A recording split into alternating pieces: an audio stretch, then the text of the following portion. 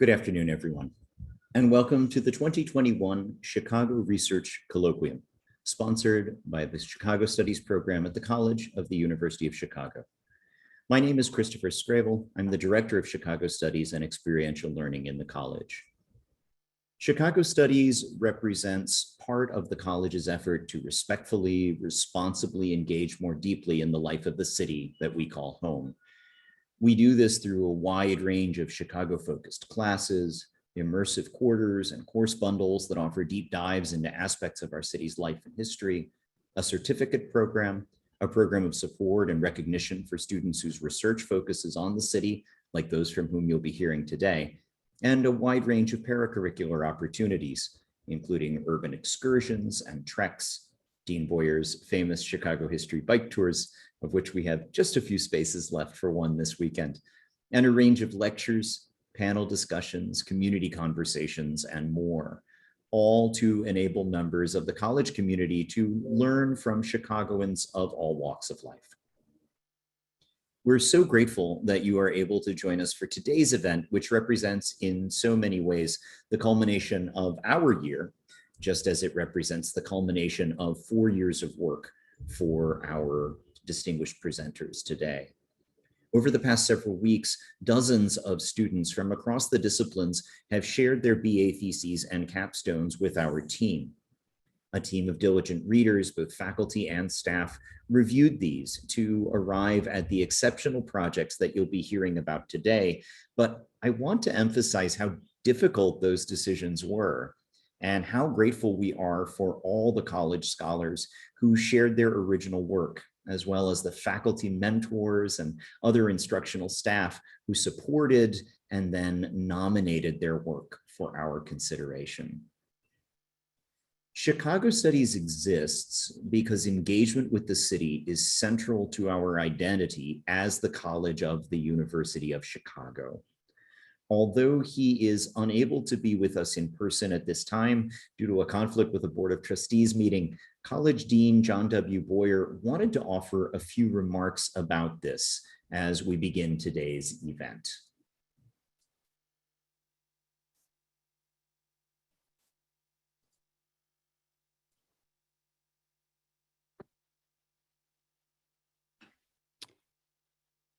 Good afternoon. This is John Boyer, the Dean of the College, and I'm speaking to you at the beginning of your 4th annual Chicago Studies Student Undergraduate Research Colloquium. I'm sorry I can't be with you in person, but I did want to convey my best wishes and congratulations for all of the fine work that the 6 authors who are presenting their papers today have done, and to congratulate them on their successful achievements and the research projects that resulted in these excellent papers. Your research about the city is really quite impressive this year because we've all been constrained by COVID, by the Hathy Trust, by what we could find online and other sundry sources. Ordinarily when one is able to get out and talk to people and do field research, and perhaps you've been able to do some of that, I don't know, but it's all the more admirable and remarkable that you've been able to do these really quite wonderful papers in the face of such adversity. We've all been working with this kind of adversity this year. It's also important to acknowledge your dedication to the city, your commitment to thinking about how the city works and thinking about the ways in which scholarly approaches and studies of the city can enlighten not only the past and present, but also the possibilities of a brighter and a better and more equitable and more just future for the city.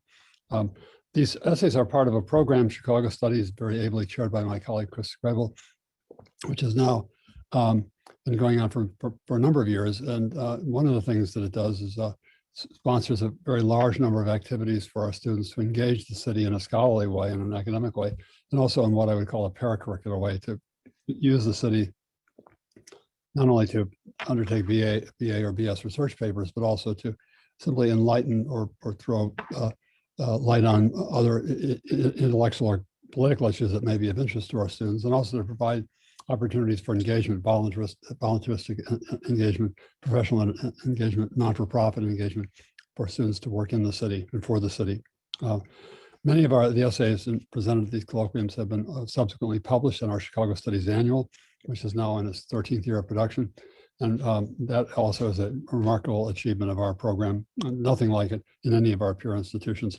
A collection of essays that really very high quality standards that now have Library of Congress number, I believe, and are really quite impressive as a precedent, as a longstanding and ongoing project of our undergraduate student body.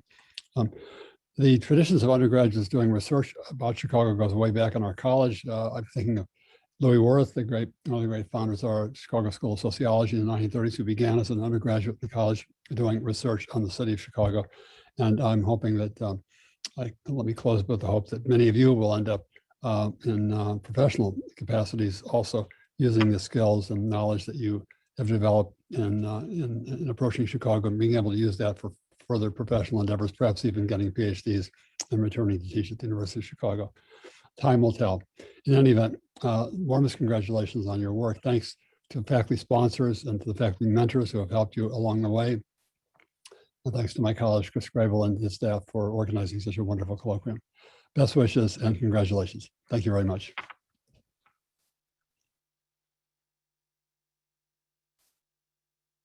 Special thanks to Dean Boyer for sharing his remarks with us today.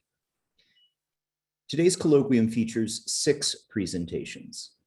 Each student presenter will present for 10 to 15 minutes. At the end of that time, we'll offer a brief opportunity for directed questions at that presenter. You can submit your questions at any time during the colloquium using the Q&A panel that you see at the bottom of your screen. Due to time constraints, we can only spend a few minutes on those individual questions, but you'll have another chance to engage with our presenters at around 2:30 p.m. when we will invite all of them to join us for a panel discussion facilitated by Dr. Sabina Scheck, the director of the program on the global environment and the faculty director of Chicago Studies. As we begin today's colloquium, I wanted to highlight something that I found particularly intriguing about the set of papers that we'll be featuring, and that was also alluded to by Dean Boyer. We are at this moment wrapping up an unprecedented year in the history of the University of Chicago, a year in which many of our students and faculty alike weren't in the city about which we will be speaking today. Despite this, each of our presenters have sought to engage with pressing issues, be they emotional or social or political or issues of justice that affect our city in meaningful and significant ways over the past year. Chicago Studies has just concluded a 2-quarter-long series exploring questions of the futures of the city of Chicago. What will Chicago be? And that conversation began with the realization of the intersectional challenges that we face. We not only are dealing with a pandemic, but also with a long overdue reckoning of racial injustice and systemic segregation across the city of Chicago. We are significantly re-exploring the ways in which we police communities and hyper-police communities and the consequences that those have had for our city. We are dealing with our own isolation, but recognizing our interconnectedness, not only in terms of public health, but also in terms of our rapidly changing climate and the crises that that is producing, especially for those who are most vulnerable among us. Our presenters interrogate these questions from various perspectives, and I encourage those who are listening to pay particular heed to the ways in which their work is responsive to the urgent challenges of today. Hopefully, some of their thoughts and reflections point us all forward to a better future for Chicago. And now it gives me tremendous pleasure to introduce our first presenter, Sam Algus, representing Environmental and Urban Studies and Architectural Studies. Sam's presentation is entitled Back Porches in Chicago. Sam, can you join us? Thank you. Yeah, hi everybody. I wanted to first say thank you to Chris for organizing the colloquium, for gathering all of our research and thoughts while I'm sharing my screen. Okay, can everyone see? I have no vision. I hope it's working. Okay, It's well, great, my name Sam. is Jim. And I'll be telling you guys some stories about back porches. Back porches in Chicago are, they're ubiquitous. They are special to Chicago and some other Midwestern cities, but here they're very much tied into how Chicagoans grow up, how they learn their city, how they come to define their neighborhood and their city. And so they're found all across the city, in every neighborhood. But their ubiquity is actually what makes them kind of an elusive subject. There's not really very much, there's definitely no scholarship on back porches, but there are only sort of narratives that tie into sort of this folkloric tradition in Chicago, a sort of mythical way that the city understands itself or stories itself. And so I thought that with this sort of ubiquity, they're standardized, they're common, they're familiar to Chicagoans, but each individual back porch is so specific to its urban context, to the specific materials that were used, and in many other ways. Each one is particular. So I thought the only way to really talk about back porches would be to frame it as telling stories, because that's really all there is on them. I thought to sort of abstract or to try to define the back porch would be to kind of totalize it. And so today, that's basically what I'm presenting are some stories. I'm definitely going to gloss over a lot because I'm trying to squeeze a lot into 10 to 15 minutes. But yeah, there'll just be a bunch of stories because I think, and I won't try too hard to sort of line them up sort of nice and tidy in a cohesive argument, because I don't think, I think they mean more when the stories are allowed to be themselves, I guess. So the first set of stories really are kind of my own.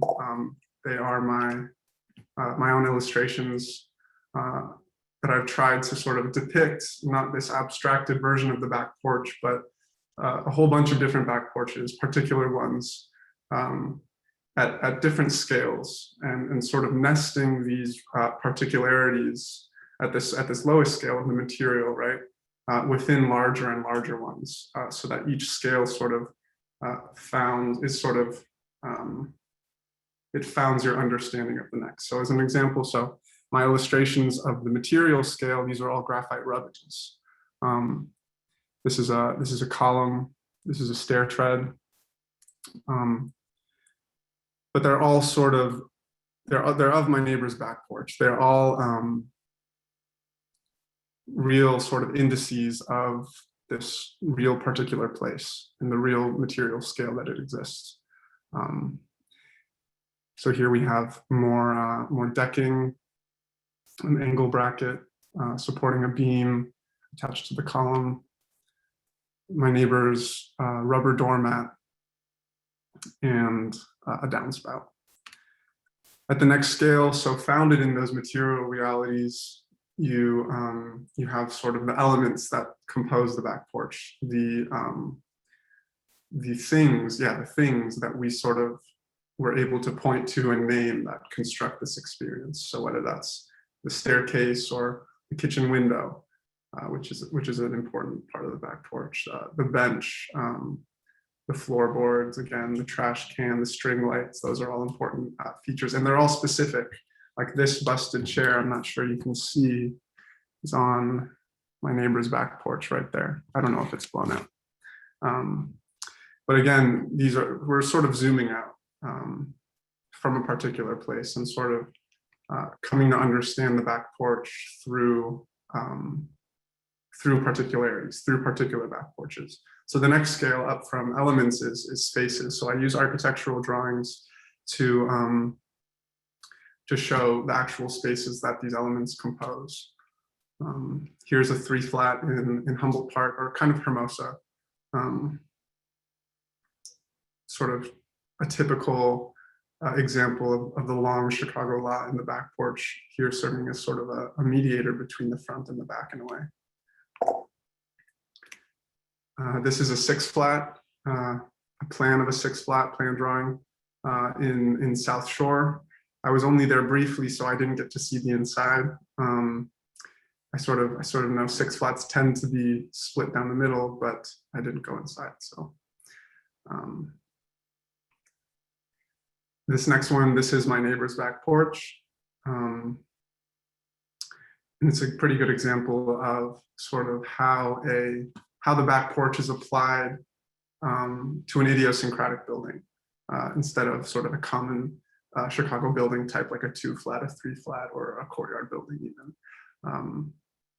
And what I like about this actually is at this scale, this moment right here, where the railing meets the column and begins to descend, is the same moment as right here. So we're starting to sort of to zoom out, understanding each scale of the back porch as sort of founded in these previous scales of understanding. This one is my mom's back porch in her haunted basement. And then the next scale is, sorry, my button's not working, are the landscapes that the back porch inhabits and simultaneously kind of creates. So I used just my sketching register, I guess, for these. This is in Pilsen, and a good example of a back porch kind of on the edge of a block where the alley meets the street, kind of hiding in plain sight. This is my neighbor's porch again, the view from their porch. And again, you have the same moment where the railing sort of descends. We're zooming out further to the landscape that it exists in now. And with the alley and the layers of building and back porches in the distance. This next one, this is in Hyde Park. A bunch of apartment buildings in a really unique situation sort of surround this alley. And it becomes a really sort of cohesive, almost like a bowl. And within it, there's a playground and always a bunch of toys surrounded by back porches. And this last one is an example of sort of the alley coming to a T. They tend to, there's alley junctions where alleys come to a T or a capital I sometimes when there's major streets, when they meet major streets. So this is West Garfield Park. And back porches tend to a similar bowl type thing, but a little more spread out. And you can see the blocks going on and the next layer of blocks and the alleys that go to infinity. So that's sort of the first set of stories, sort of to start from a material understanding for Chicagoans and others to sort of start from this really basic material reality. And then we can start to tell stories of the lives that have played out on the back porch. So I'm definitely running out of time, but I'm going to gloss over some of the chapters in my paper. The first sort of trying to seek out, what are the origins of the back porch? Why is it there? Why was it created? And in this way, this is where it's sort of rooted in a lot of Chicago's kind of mythology. Not in that these myths are false, but that they're folkloric, they're kind of legendary almost. Especially this first one, the Great Chicago Fire. It raised a good portion of the West and the North Side. and required afterwards, the city required that every apartment maintain 2 means of egress. And so Chicago used wood for their fire escapes because it was cheap. And that's one sort of mythical origin of the back porch. The next is the alleys. So the alley system was conceived as early as the town's first plat. This is 1830, the town of Chicago. I think that's pretty funny. They were conceived sort of as this system of mass-produced service and access.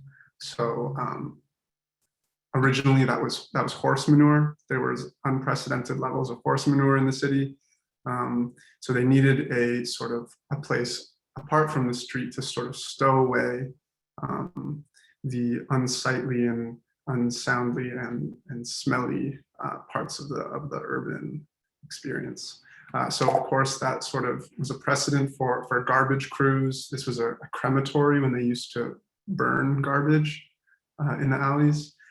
Predecessors of obviously garbage trucks and recycling trucks, but also garages and telephone wires, power lines. Those are all sort of relegated to the alley which is still even now through garages and through telephone wires, it's still sort of this dendritic infrastructural system, civic system even. The sort of terminals, the endpoints of which are back porches. So for the alley system, that's the back porch was where you would put out your garbage and take out the trash. But it's also where you would have your milk and your groceries delivered. And solicitors from the Fuller Brushman to knife sharpeners would sort of walk down the alleys and come up to people's back porches. So that's the first chapter, sort of questioning those sort of origins, and neither of which really definitively lays claim. So things have sort of unfolded over time to make room for a lot of reinterpretation and revision. So the second chapter is kind of about that with regard to the alleys as a whole. And I call it the alleyscape because the alleys have kind of unfolded from this distinct system to a landscape, really, to everything really between the backs of Chicago apartment buildings, including, the back porch, the backyard, the garage, the gangway, the alley on either side of the alley. And you'll hear Chicagoans will refer to this as out back when they're speaking about their apartments. And it's become really out back has become this very specific Chicagoan meaning. So I'm going to gloss over some of this stuff, but alleys, the alleyscape has become sort of as that utilitarian sort of subsidiary system, sort of a little bit distanced from those original intentions. It's sort of become vague. It's become other a little bit. A place that's kind of frozen in time. Here's an example of common brick, which are no longer made anymore, but they line Chicago alleys across the city. There's a photographer who, I'm going to skip this actually. But yeah, the alleyscape has become sort of this, this other realm that's both sort of filled with, it's that potential for freedom, but also for chaos, eliciting both wonder and fear. And so in a distinctly Chicago way. So it becomes this landscape that everybody finds themselves in at one point or another. I'm sorry, I'm glossing over lots of stuff. The next chapter is about the back porch as a threshold between sort of the domestic realm and the alleyscape, whether it's the free alleyscape or the infrastructural alleyscape. Based on the layout of the common layout of Chicago apartments, you end up with a parlor or a front room or front room in the front, and in the back, the kitchen. The kitchen is usually where the door to the back porch is. This is a common plan of a 2-flat. And so what this did was created a really, instead of with front porch culture in America, which was really about community and public sort of platform for exchange, this was really kind of intimate and domestic, and formed a lot of consistent relationships actually between, you know, the homemaker and the city. So the homemaker and, in this case, the Iceman. So ice was delivered to the back porch regularly, and actually there's a lot of remnants of this. Sorry, I'm going to jump back. On a lot of back porches across the city, there are ice boxes that are accessible from both the back porch and the kitchen, where the Iceman would come and leave the ice. Sorry, I just had to point that out. And so it becomes this sort of intimate threshold between the kitchen and the alley, or between the home and the city, really. And so a lot of kids grew up kind of playing in the alley, and the back porch became this really important. Oh, I'm at 15 minutes. I can stop and open it up to questions if you want. I know there's a lot left, but should I just? I'm not sure what. Well, Sam, why don't you bring us, if you would, to the last scale that you consider, as your paper kind of moves through, first from the level of materiality and then into this kind of quasi-domestic space that is simultaneously othering and at the same time invites a certain form of intimacy to it. You bring us actually in your epilogue to really the city scale. And you begin asking a question about sort of the neoliberalization of architecture and of urban planning in Chicago. I'm curious if you could comment about sort of at the city scale, what is the nature of a city that is built around its back porches, right, versus the nature of the city that is being explored and created in this new neoliberal model? Right. Yeah, well, I'm not going to pretend I completely understand the sort of the workings of the neoliberal city, but you know, from my perspective and growing up here and seeing a lot of neighborhoods I've lived in change a lot, you see large sort of developments that could be anywhere and could be nowhere. So they feel both everywhere and nowhere.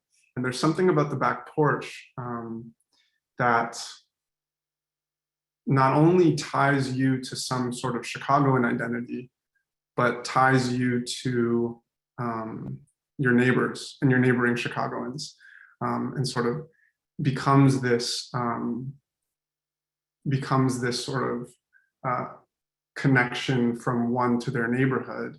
And when you look at sort of these developments that could be anywhere, they're very much oriented towards the marketability of this luxurious interior instead of a relationship to the outside world and to the street and to one's neighbors.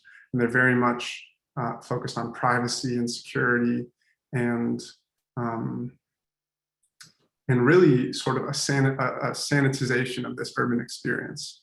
And so I think back porches stand for this kind of ambiguity, really, that is that people who want to now move to cities are a little bit scared of, but that's really what city life is about, I think. a beautiful place to pause in our conversation with Sam Algas. We'll return, of course, to Sam when we have our panel at the end of our presentation.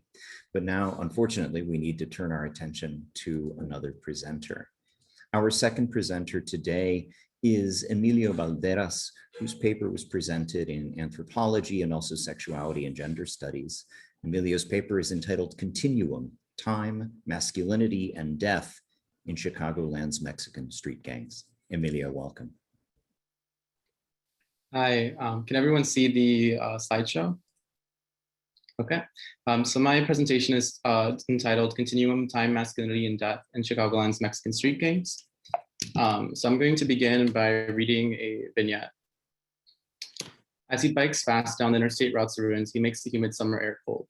The 14-year-old boy is an expert at finding escapes from the otherwise mundane world about 5 minutes away from the forest hideaway where he and his brothers would ride bikes. The cool air he felt when biking was in stark contrast not only to the Chicago summer, but also to the desert that is northern Mexico, the land his family recently migrated from. The brothers begin making their way back to the apartment, since it's almost time that their parents get home from the factory. As they pull up to the brick buildings that jut up from a sea of concrete, they notice, for the third time, those older men. Every time these men visit the neighborhood, they make a spectacle of embarrassing and harassing the boys. Today, all my interlocutor can remember about what happened next was that one of the guys probably called me a bitch. But for whatever reason, on that day, the 14-year-old boy walked up to the men and decided to make them prove that he was, in fact, what they had called him. They decided to let him fight 1 versus 1, pairing him up with a 19-year-old who was the youngest of their group. What the older man had misaccounted for was what the boy's dad referred to as a good demon that protected the boy, or maybe just his unique desire to become a good fighter from an early age. Regardless, the boy won the fight quickly, making it so they never call him or his brothers a bitch again. Immediately after, the two shook hands, and one of the men who was with the 19-year-old made the boy a proposition. What if I made you an Inca of the Latin Kings, he asked. To be clear, he was offering the boy a chapter of the Latino street gang that originated in the northwest side of Chicago, and to give him the title of Inca, which is among the most powerful positions within the organization. I thought that sounded cool. I was kind of just a kid, my interlocutor tells me. So I got some buddies together and founded the Palatine Latin Kings. The reason why I decided to include that vignette was because it gets at a lot of the key and motivating questions of my project. Namely, in this vignette, there's kind of this illogical occurrence that occurs where a kid is given a chapter of a street gang, which is in many ways a little bit illogical. And not only that, but someone decides to give a chapter of the street gang to a stranger, and let alone a stranger that decided recently just to fight him. But in taking this scene of seeming illogic and trying to make it logical, there's a lot of things that we can learn. As I worked through this process, I started to question how might the presence of death influence the subject formation of these boys. I define death in my work both literally and in terms of the inundation of death that happens in these communities, like the death of community members and how that transforms the meaning of space, but also the social death that includes the relation to the carceral state, and also just the denial of the ability to live like a quote unquote good life to these boys via, for example, the schooling systems treating them differently than other students from an early age. But also in the vignette, you may notice that masculinity is definitely a protagonist, just making it motivating a lot of this occurrence. And that led me to wonder how masculinity might play a role in the boys' day-to-day decision-making and their attitudes towards risk. And as I worked through that, I started to realize that time might be a good framework to get at some inroads in the relationship between death, violence, and masculinity, and how a unique perception of time may allow for us to kind of get at some of these key questions. So to move quickly through the literature, I worked in the anthropology of time and queer theory's engagement with time. But the most important thing from this slide, I'd say, is melancholia, which is defined by Freud as the inability to suppress loss. And I work a lot with Angela Garcia's use of the melancholic subject that she extends to address material loss, such as land. But in my work, I also build on this by using it to talk about abstraction, so the loss of the ability to live a good life, how land itself is, and communal spaces such as park benches or playgrounds also take another meaning, as they oftentimes are also the scenes of death, and how that all might work together to create melancholia, to create a type of masculinity that is can be thought of as melancholic in the sense that through where someone is living, the ways in which they interact with broader society, and even the school system and families, make it so that they have a very difficult time to surpass laws.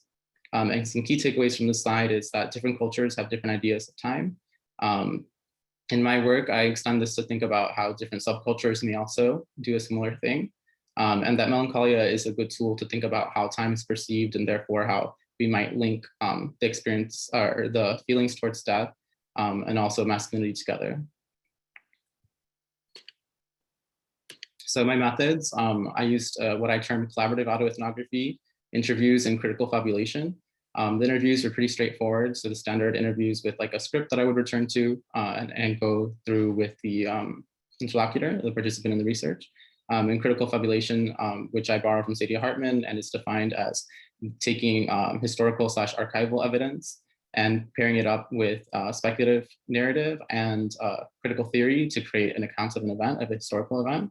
And I'm going to go more into collaborative autoethnography in the next slide, since it is a method that I had termed through this piece. So collaborative autoethnography is inspired by Marisol de la Cadena's book, Earth Beings, in which she does a collaborative ethnography with two indigenous leaders of the Andes, one a father, one a son. And they work collaboratively together to produce an ethnographic work that not only suits her interests as an academic, but also suits their interests as indigenous leaders.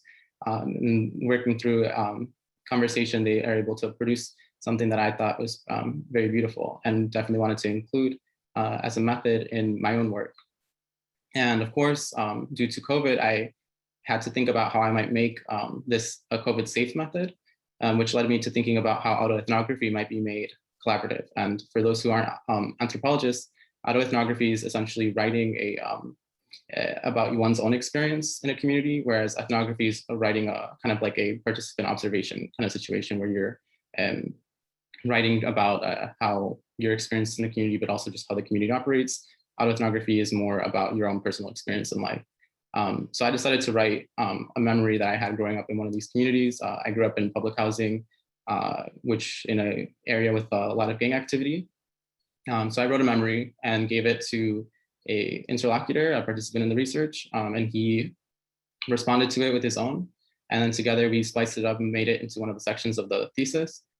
And yeah, I was very excited about this, and I felt that it allowed for a more intimate connection between me and the interlocutor's stories. So some key takeaways of the project. So when I think about the masculinity of this community, I think of it as melancholic. And I oftentimes through like working with or talking to organizers that are being in spaces, growing up in these communities, a lot of people treat the men in street gangs as disposable or as solely perpetrators of violence, and fail to take into consideration how their identities itself might be very much enwrapped with trauma, and how that might make these things, these situations in which we are trying to assign blame to people much more complicated, and how we think about healing communities even more so complicated. Because if you think about it, when boys growing up in this community are constantly exposed to death and violence, and denied a lot of the opportunities to live like a normal, quote unquote, good life, such as like going to school, going to university, because from an early age, they may be treated as problems by teachers, made to feel as if they don't have potential, kicked out of school. In my own high school, most of the friends from my public housing project were not graduating when I had graduated. And also more broadly, from a social perspective, that, the presence of the carceral state. In my second section, I talk a lot about how prisons also have this way of positioning men in this community closer to death. And how that, and alongside just like discrimination from police, lead men to feel as if they don't really have many opportunities to live the quote unquote good life. And though at the same time, while the ability to do so is taken from them in many ways or denied to them, at the same time, they are motivated by society through, these desires, I think often about Berlant's cruel optimism. They're told that they should want money and cars and many of these things that take place in a future and are very about can be thought of as temporal desires.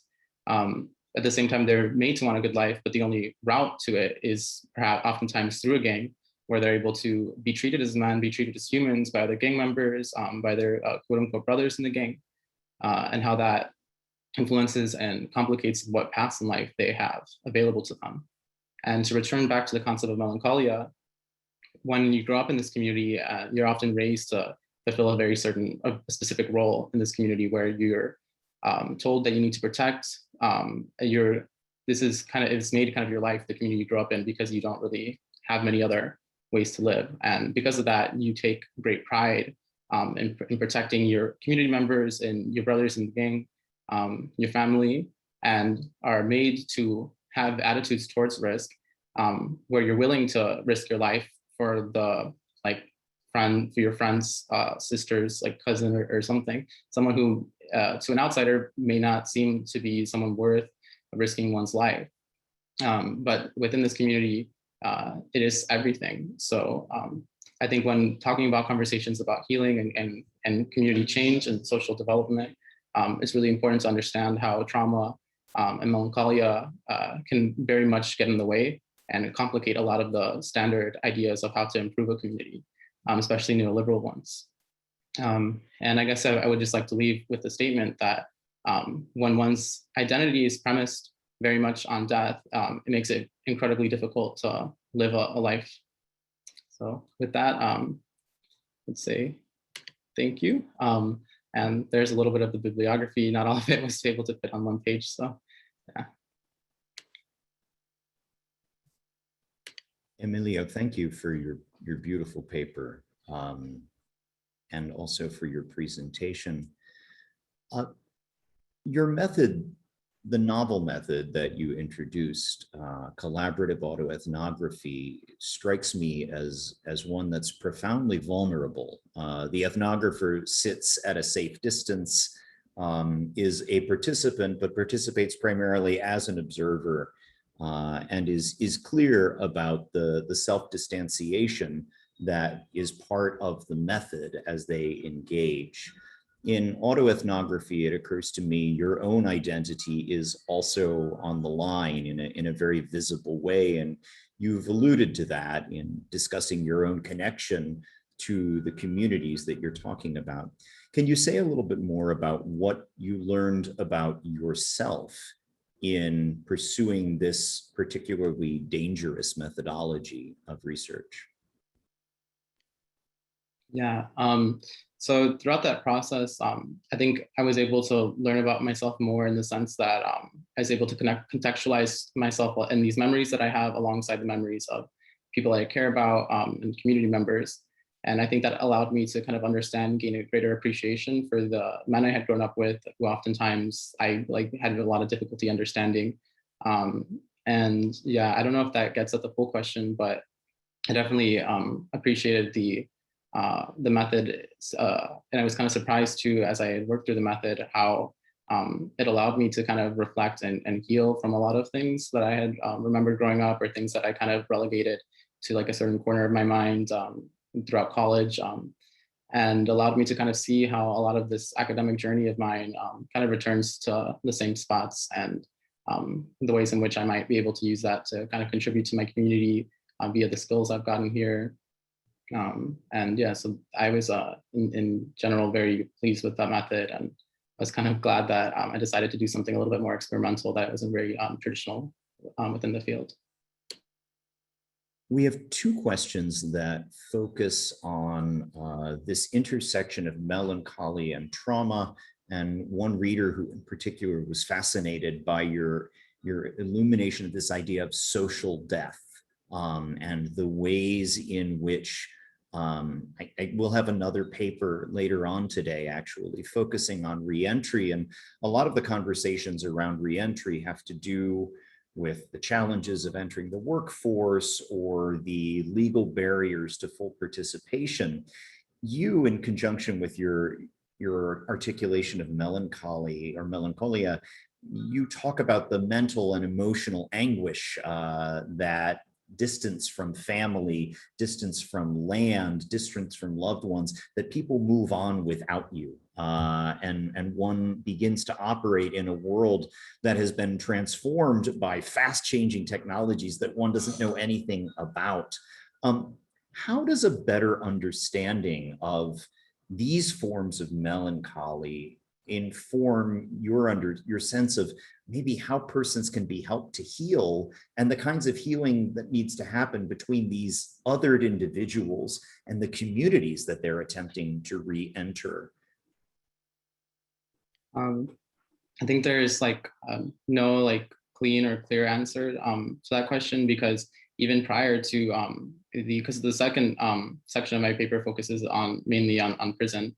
But even prior to that, there's kind of a melancholia that is kind of pervasive within the community itself that make it very difficult, just in general, growing up, to oftentimes reach the certain desires that society puts onto you. So I think that's also something that complicates even further reentry, because when someone exits the space of the prison and society has moved on without them, and they don't have many of the tangible skills, or may not know how to use like a mobile phone or the internet, depending on like, especially for long-termers, it makes it even more difficult when you re-enter a community that also has its own kind of temporality apart from society, and you're having to navigate across different temporalities at the same time. And I think in terms of a question of healing, that makes it a very complicated one that I think would take a lot of time to think about.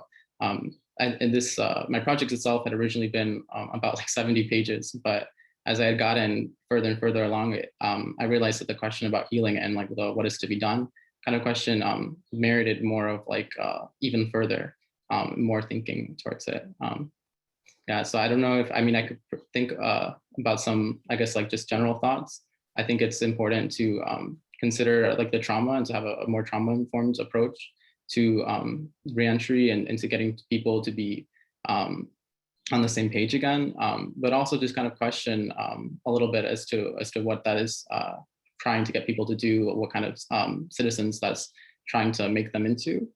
Because sometimes I think we have a tendency to think about it from a very, I guess, quote unquote, neoliberal perspective. One of the stories from the, that wasn't included in this project, but one of the oral histories that I had gathered talked about how when a former Inca of the Palatine Latin Kings was given the scholarship to attend college, how it created this power vacuum. And because of that power vacuum led to a lot of infighting.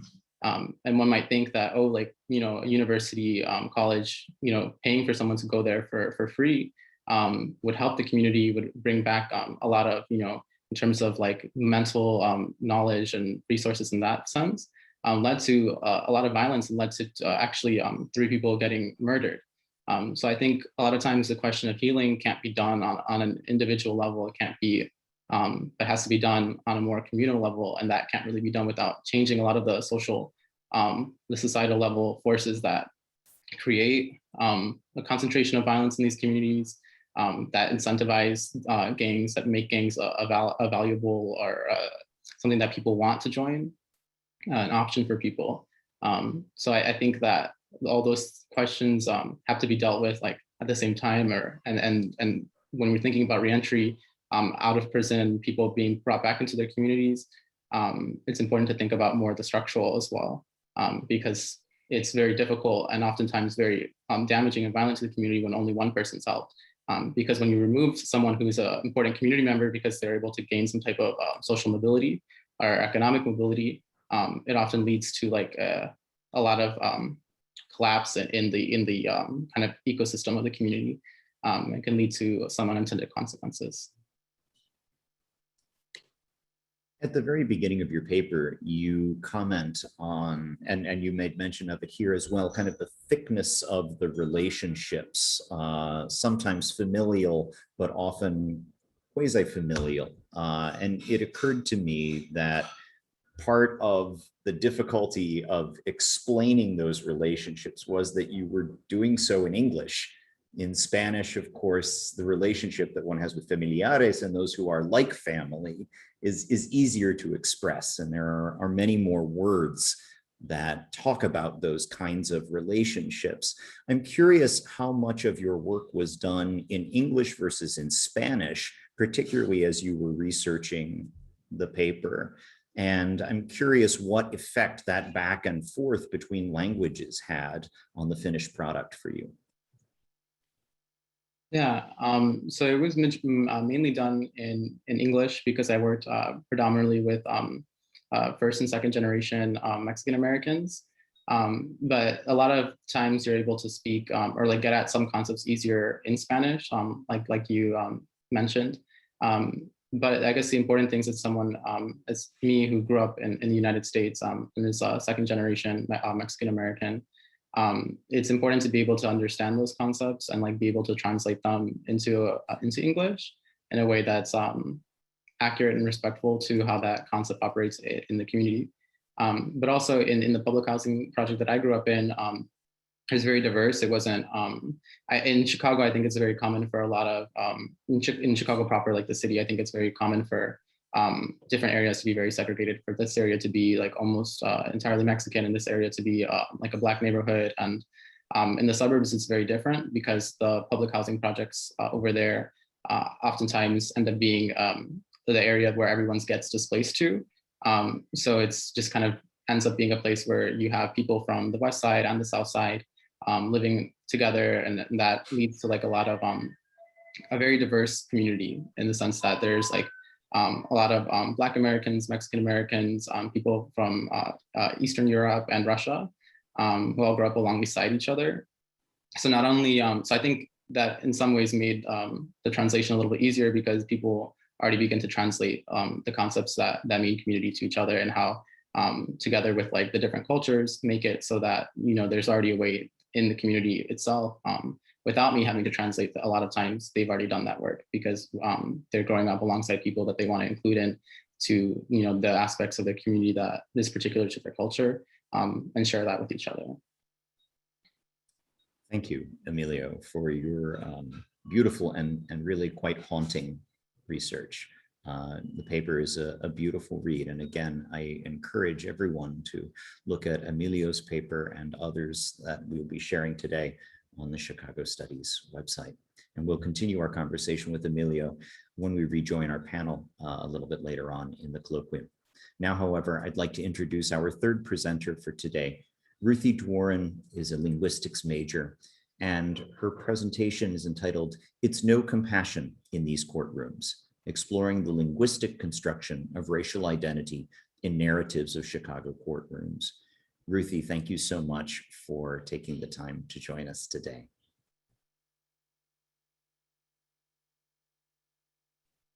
I should mention that Ruthie is working right now, and so she's multitasking to be with us. Thank you, Ruthie. Hi, I'm sorry, it's not letting me turn on my video. Oh, there we go. Okay. Okay, hi, can everybody see and hear me? Okay, great. So I'll jump into my presentation. Here we go. Okay, all right, can everybody see? Okay, I see a thumbs up. All right, so hello, my name is Ruthie. I'll be presenting my BA research, which is a thesis called "It's No Compassion in These Courtrooms: Exploring the Linguistic Construction of Racial Identity in Narratives of Chicago Courtrooms." And my thesis advisor was Dr. Sharice King. All right, so first we'll go through an agenda. We're going to follow the structure of my paper, which is introduction, then background, then methods, then results, then discussion, and then the conclusion. So first, my research objectives. This paper studies the linguistic construction of racial identity in narratives of Chicago courtrooms. I interviewed 7 Black native Chicagoans about their experiences growing up in Chicago and how they came to find themselves in a courtroom. I studied how they used language when shifting between topics and sentiments to understand how they constructed their identities in the interview. There's been significant research into courtroom speech in many areas of the US and many fields of study, but very little research on the speech of Black Chicagoans, and even less on the speech of Black Chicagoans in courtrooms. Although my thesis advisor, Dr. King, is working on a corpus of the speech of Black Chicagoans. So that should be interesting soon. All right, so African-American Vernacular English, which some linguists pronounce AV, has been defined and studied as a dialect since the 1960s. AV is a highly stigmatized dialect, and its use in a courtroom can have negative consequences for legal cases. I explore topic-based and sentiment-based analyses, raising questions about who the authentic AV speaker may be, how speakers' style shifts, and how these questions affect their courtroom narratives. So I can't go into all of these things because this is a 12-minute presentation, but these are the things that I talk about in the paper. So I'm going to try to sort of skate over them a little superficially in this presentation. So first, we'll start with the background of Chicago and Cook County courts. I focused on Black speakers on the south side of Chicago because of how they are unjustly and disproportionately represented in Cook County's criminal court system. So here are some statistics. More than half of the inmates from Illinois prisons return to 7 zip codes on Chicago's south and west sides. 66.9% of residents in Cook County Jail, CCJ, are Black. 58.2% of the Illinois Department of Corrections, IDOC, inmates are Black. And then Nicole Gonzalez Van Cleef wrote a book in 2016 called Cook County, Racism and Injustice in America's Largest Criminal Court. And this was a really important background and source of research for a lot of my paper. So she worked in the Cook County criminal court system from 1997 through the early 2000s as a clerk and then as a researcher with Northwestern University. She interviewed 104 judges, prosecutors, public defenders, and private attorneys. And we'll look at what that looked like for her. So this is the demographic study that she did in 2004. So 84% of state's attorneys were white, 69% of public defenders were white, 74% of trial court judges were white, and 17% of felony defendants were white, whereas 69% of felony defendants were Black, and 11.2% of felony defendants were Latino. So I didn't really explore the experience of Latino defendants in Chicago in this paper, but it's still an important statistic to include here. So then we can compare these statistics with the demographics of Chicago residents from the 2000 census. We see that 41.96% of Chicago residents were white and 36.78% of Chicago residents were Black. When we look at these with compared to the percentages of felony defendants and court officials, the differences are stark and the disparities are quite obvious. Now we'll move on to more of what she found in this paper. She found that a major motivation for prosecutors is that more convictions leads to more promotions. She found that judges, prosecutors, and defense attorneys acknowledge inequities in the system, including police perjury. And she talks about this idea of evolving perspectives where these court officials were able to say that like the system has a lot of problems in it and a lot of inequity and a lot of injustice, but they sort of distanced themselves from this perspective and said that they weren't really participating in it. That's why she calls it an evolving perspective. She also found that prosecutors and public defenders especially had to cow quite a bit to police officers. I talk about this a little bit more in the paper, but there are lots of examples of this. I'm not sure I have time to talk about it right now. Then there's this idea of the mope. So this exists in other kinds of court systems, but it's important here particularly. The vague definition that she gives us in the book is someone who violates the court ideals of work ethic, competency, and motivation. Someone who is lazy, especially too lazy to get a real job, and who instead has to deal drugs and steal things. So later on, she talks about how this ends up being defined as like a choice for a lot of people, and I'll go into that in a little bit. But sometimes prosecutors, public defenders, judges, and police officers would call each other mopes or call each other mope lovers. So a prosecutor who was going too light on a defendant might be called a mope lover. A public defender who is going too hard or advocating too hard for a defendant might be called a mope lover. Now we'll talk a little bit about the linguistic background. African-American vernacular English is a language variety of American English that has set morphological, syntactic, lexical, phonological, and semantic patterns. The term AV describes specifically the language patterns of working class Black Americans. There are lots of other terms to describe the language of all Black Americans and all Americans, but here we'll focus specifically on working class Black Americans because those are the people that I interviewed for this thesis. We understand as linguists that speakers have access to many kinds of dialects depending on their racial and ethnic identities, the region where they live, their gender, their sexuality, and their religion, among many other parts of identities. Many speakers will shift their style of speaking depending on who they're speaking to, the addressee, what they're speaking about, the topic, and how they feel about what they're saying, the sentiment. A topic-based analysis of an interviewee's speech studies how and when speakers shift their style based on what they're talking about. We see in this paper that our Black speakers shift speaking styles based on topics like courtroom, childhood, relationships, and the prison system. Similarly, we will explore how speakers' style shift based on sentiments like angry, positive, calm, and sad. So here are the methods. I interviewed 7 Black Chicagoans and collected 6.2 hours of interview speech, averaging 52 minutes per interview. And the interviewees spoke on average for 59.81% of the interview, according to the transcripts. I used the linguistic software Elan to transcribe the interviews, and then in vivo to code the interviews according to feature, topic, and sentiment. And I coded based on this theory called grounded theory, which is best explained by Charmaz's 2006 book, Constructing Grounded Theory. So here's some examples of how I did this. First, we see an example of feature called copula absence. So this is when speakers delete the copula verb or the to be verb. In this case, the first example is they always looking good. And there's a bolded 0, which means that the speaker dropped the copula. And then on the right, we have this is the money, and the is bolded there because that is an example of the copula. So the first would be coded as copula absence, and the second will be coded as copula presence. And then for topic, one of my speakers said, they tell you right in the door, hey, you better cop out today, or they're going to give you the whole thing. This was coded as courtroom because the speaker was talking about an experience in the courtroom. And then an example of sentiment. One speaker said, but we had able-bodied people in our communities that was male role models, and this was coded as positive. We coded, sentiments are a little bit difficult to code, but we coded these based on amplitude, pitch, tone of voice, and other things that we could hear, and also some context. So here's here's the list of the ad features that I looked at. We don't have a lot of time to dwell on this right now, but I mostly looked at copula absence and subject verb non-agreement, which is the second to last one on this list. Whoop. There we go. Oh, whoops. Sorry, this is kind of slow. Here we go. Okay, here's a selected list of topic analysis. There were lots of other topics, but these are just some of them. We have childhood, courtroom, crimes, and a couple of other things. And then we see this is also a selected list of the sentiments that I coded and an example of the sentences that I coded as these sentiments. And again, we don't have much time to dwell on this.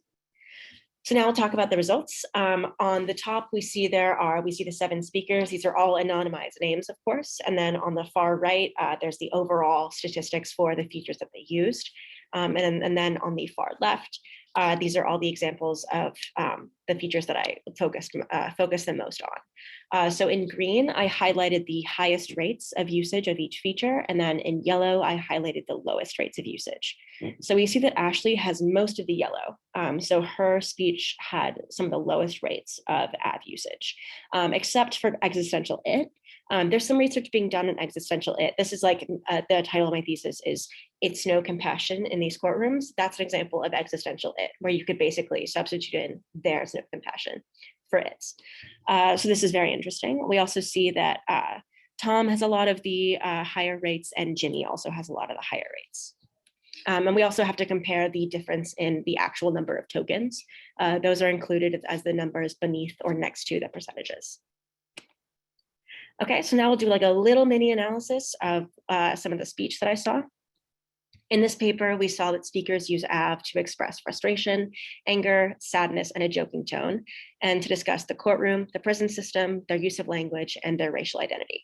Also, it's almost 1:35. I think I'm just going to take up to 1:40 if possible, and then if people want to ask me questions, we can just wait till 2:30 if that's okay, because there's a lot to cover here. I'm sorry. So below, we see 2 examples from Ashley's interview. For example, here we see, when I hear you, somebody like my co-parent not wearing a suit, or see them not wearing a suit and tie to court, or you in court using Ebonics or not using proper English.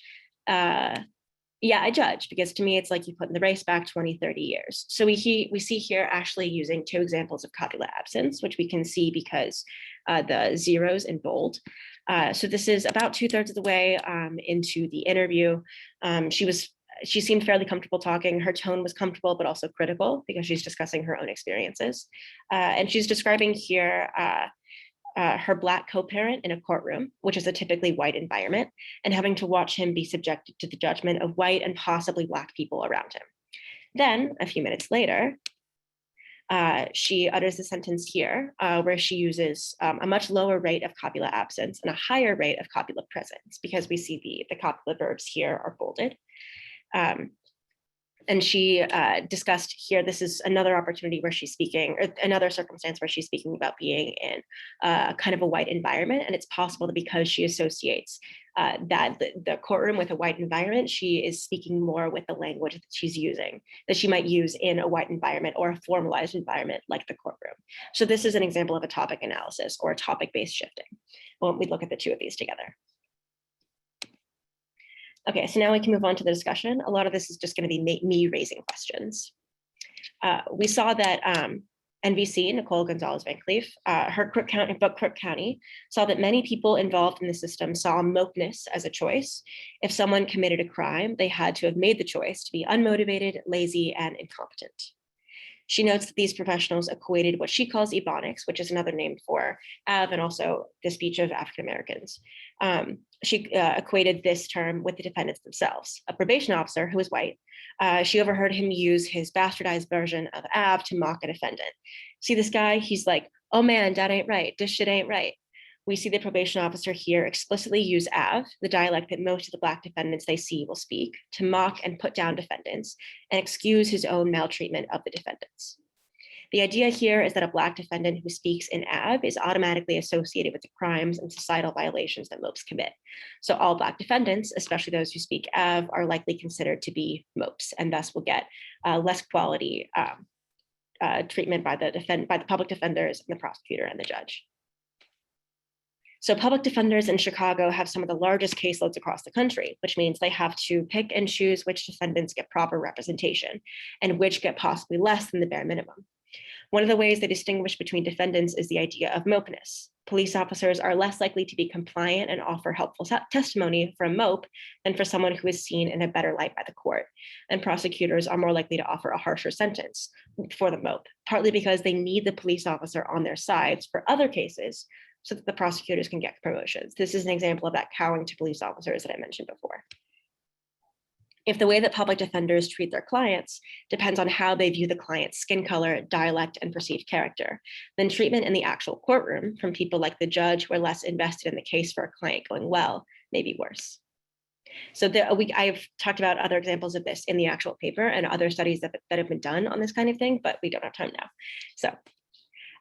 So here we used a topic and sentiment-based analysis to understand how 7 Black Chicago speakers constructed their linguistic identities in the face of racialized injustice in the courtrooms.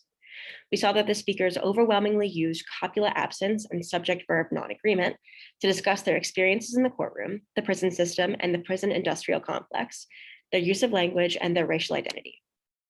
We also saw that they used AV in varying amounts to express criticism, anger, sadness, and a joking tone.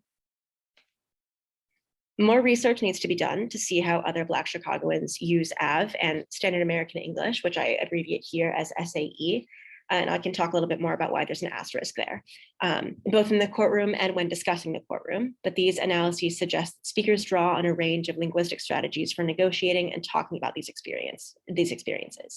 So linguists, scholars of Black Chicago, and advocates for social justice will benefit from more research into how Black Chicagoans use language and its effects in the legal system. This is really just scratching the surface here. And I do not have a slide with all of my sources, but I'm happy to provide them. They're in the paper that I believe is published on the website. So that's it for me. Ruthie, you covered so much ground so quickly. Congratulations on making that work. We do have a minute to sneak in just one question. And I wanted to just flag something that I found both exciting and delightful about your paper. Your own biography as the person who pursued this includes the fact that you're working as a caseworker, I believe at Team Englewood. Yes, yeah. And therefore, and clearly, the social justice considerations framed a lot of the exploration of your question. And yet, a lot of your conclusions in the paper actually focus on the interdisciplinary question of whether or not sentiment should be regarded in doing linguistic analysis. And I wonder if you could just comment for a moment on why that choice was important to you. So I think part of this is simply that this is a linguistics paper. This is only partly a human rights related paper. So this was really a linguistic analysis of the way that Black Chicagoans speak, specifically in courtrooms. I mean, the way to understand how people speak in courtrooms across the US and how people negotiate language in really any way, and negotiate language to negotiate their own identities. We have to do that. We have to just study really every example of how people talk. And this is just one small space. And I talk about this in the paper a lot, but sentiment analysis, which is where we discuss or where we analyze how people are shifting their tone and their speaking style based on how they feel about what they're speaking. This has mostly been used in computational linguistics, specifically in natural language processing. Like, I mean, I did a lot of research trying to find a good example of sentiment analysis in linguistics. And it really, for like the past 30 plus years, it's only been in natural language processing. So that's kind of why I wanted to sort of bring sentiment analysis back into linguistics. You leveraged it to really powerful impact in your paper, which again, as I will say at the end of each of these, merits a close read and can be found on the Chicago Studies website. We will definitely pick up with you again when we get to 2:30. But in the meantime, thank you so much, Ruthie. We'll move on now to our next presenter. Our fourth presenter is Mark Loeb, writing from the perspective of geographical sciences and public policy studies. Mark's paper is entitled Building a Selective Permeability of Space, Urban Renewal and the University of Chicago Campus Shuttle System. Mark, thanks so much for joining us today. I'll turn it over to you.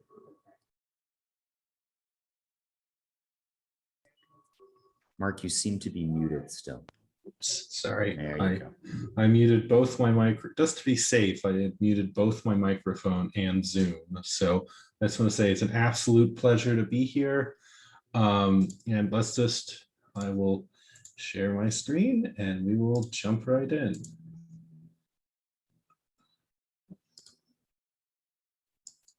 Oh, there we go.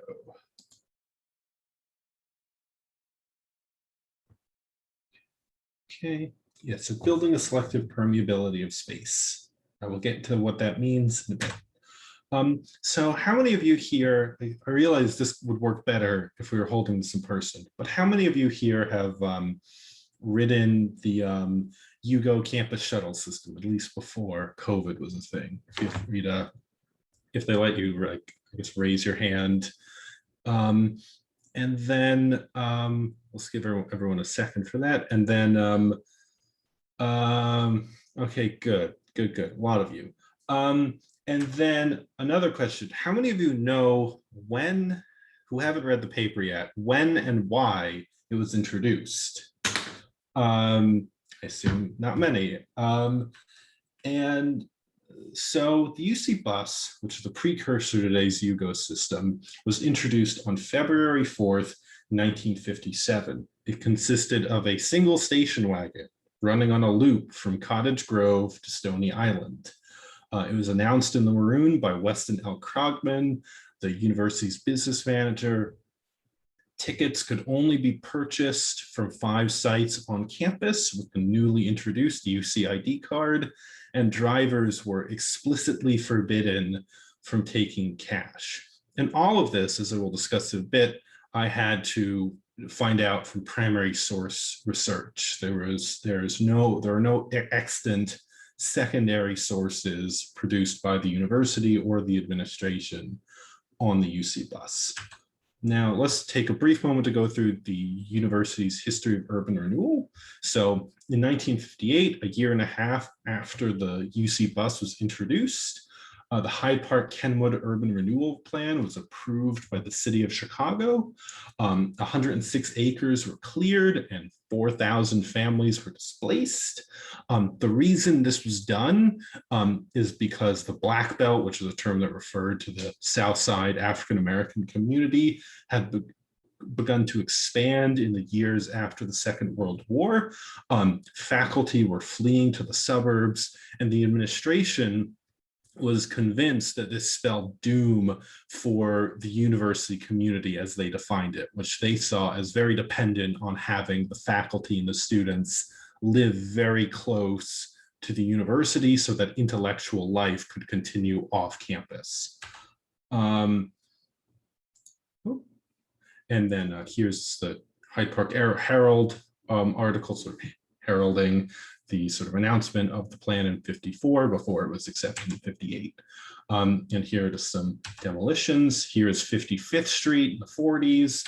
And here is it as it looks more like today in the 60s. And then here is another thesis project a few years ago, which put together a sort of comprehensive map of every intervention the university made in the urban fabric of Hyde Park. And you can see, incredibly extensive. And then here we can see the expansion of the South Side African-American community and the breaching of what was called the Cottage Grove barrier, which separated the Black Belt from the university. And so the university, importantly, acted ahead of any sort of federal authorization and did this all through proxy organs, and then later ferociously lobbied to have the power of eminent domain extended to universities. And as a consequence, there's been a lot of focus on the university among scholars of urban renewal, because after eminent domain was extended to universities, schools across the country, notably Penn and Johns Hopkins, followed our example. And so there have been papers written on the UCPD, on charter schools, on the assisted housing program for staff, and these other university initiatives, all implicating them in urban renewal, but not the shuttles. And so, as I mentioned, nothing has ever been written, as far as I've been able to find, on the UC shuttle system. I even talked to Beth Tyndall, who is the sort of head of transportation at the Department of Safety and Security, which currently runs the shuttles. They don't even have one for internal use. And this is complemented by a general scarcity on campus shuttle systems, even though how common they are today. So something I did learn is that the UC shuttle, when it was introduced in 1957, was one of the first, if not the first of its kind, and that campus shuttles only became popular in the 90s after federal subsidies were introduced. So the vast majority of my work consisted of primary source research in special collections, which was very difficult to access because of the pandemic. Over the course of 4 3-hour sessions, I photographed over 1,000 pages of material and then went through them. But even that was only enough to give me a good look at the first 15 years. And then if we go here, there's 2 excerpts, and we can see on the left a financial report from 1959 or 1960, and on the right a memo. So from this, one of the first things I built was just a basic timeline of the history. So it was introduced in 1957. In 1958, a second route up to Kenwood, which is essentially the 171 and 172 buses today, was added. This is the first to bring it beyond campus. And this was the beginning of what I call a selective permeability of space. So the shuttles were exclusively reserved for members of the university community, which allowed us to make use of these sort of growing, increasingly African-American neighborhoods and their land and housing without providing any sort of reciprocal access of those incumbent residents to the university itself. And so this was kind of a fix to some of the racial dynamics on the South Side, at least in university eyes. And so in 1965, the man who introduced the system, Weston L. Krogman, was replaced as business manager by E.L. Miller. He put in place a bus committee, which included students. There were dramatic service reorganizations in 1957, including a new South Shore route that went 2.5 miles off of campus. And then finally, in 1972, 3 nighttime minibuses centered on the reg were introduced, and hours were extended to 2 a.m. And so by 1972, you have this enormous growth and change from a single station wagon that only ran during rush hour to a nearly 24-hour system with full school buses and these complementary minibuses, and exhibiting many of the features of the system today in terms of having a daytime pattern oriented around commuters and a nighttime pattern oriented around getting students around campus, quote unquote, safely. And so here we can see two maps I put together in QGIS. On the right is the 1958 pattern, and on the left is the 1967 pattern, which bears an increasing resemblance to the system today. Here is the South Shore route that was also introduced in 67. And then here are some archival maps of the nighttime minibuses, and we can see they branch off from the reg in the center. Now, the other thing I found is the motives and the political dynamics that led to the system's introduction and expansion. And there were three main constituencies that sort of phase in and out. The first of these is the administration, which was responsible for the introduction of the system.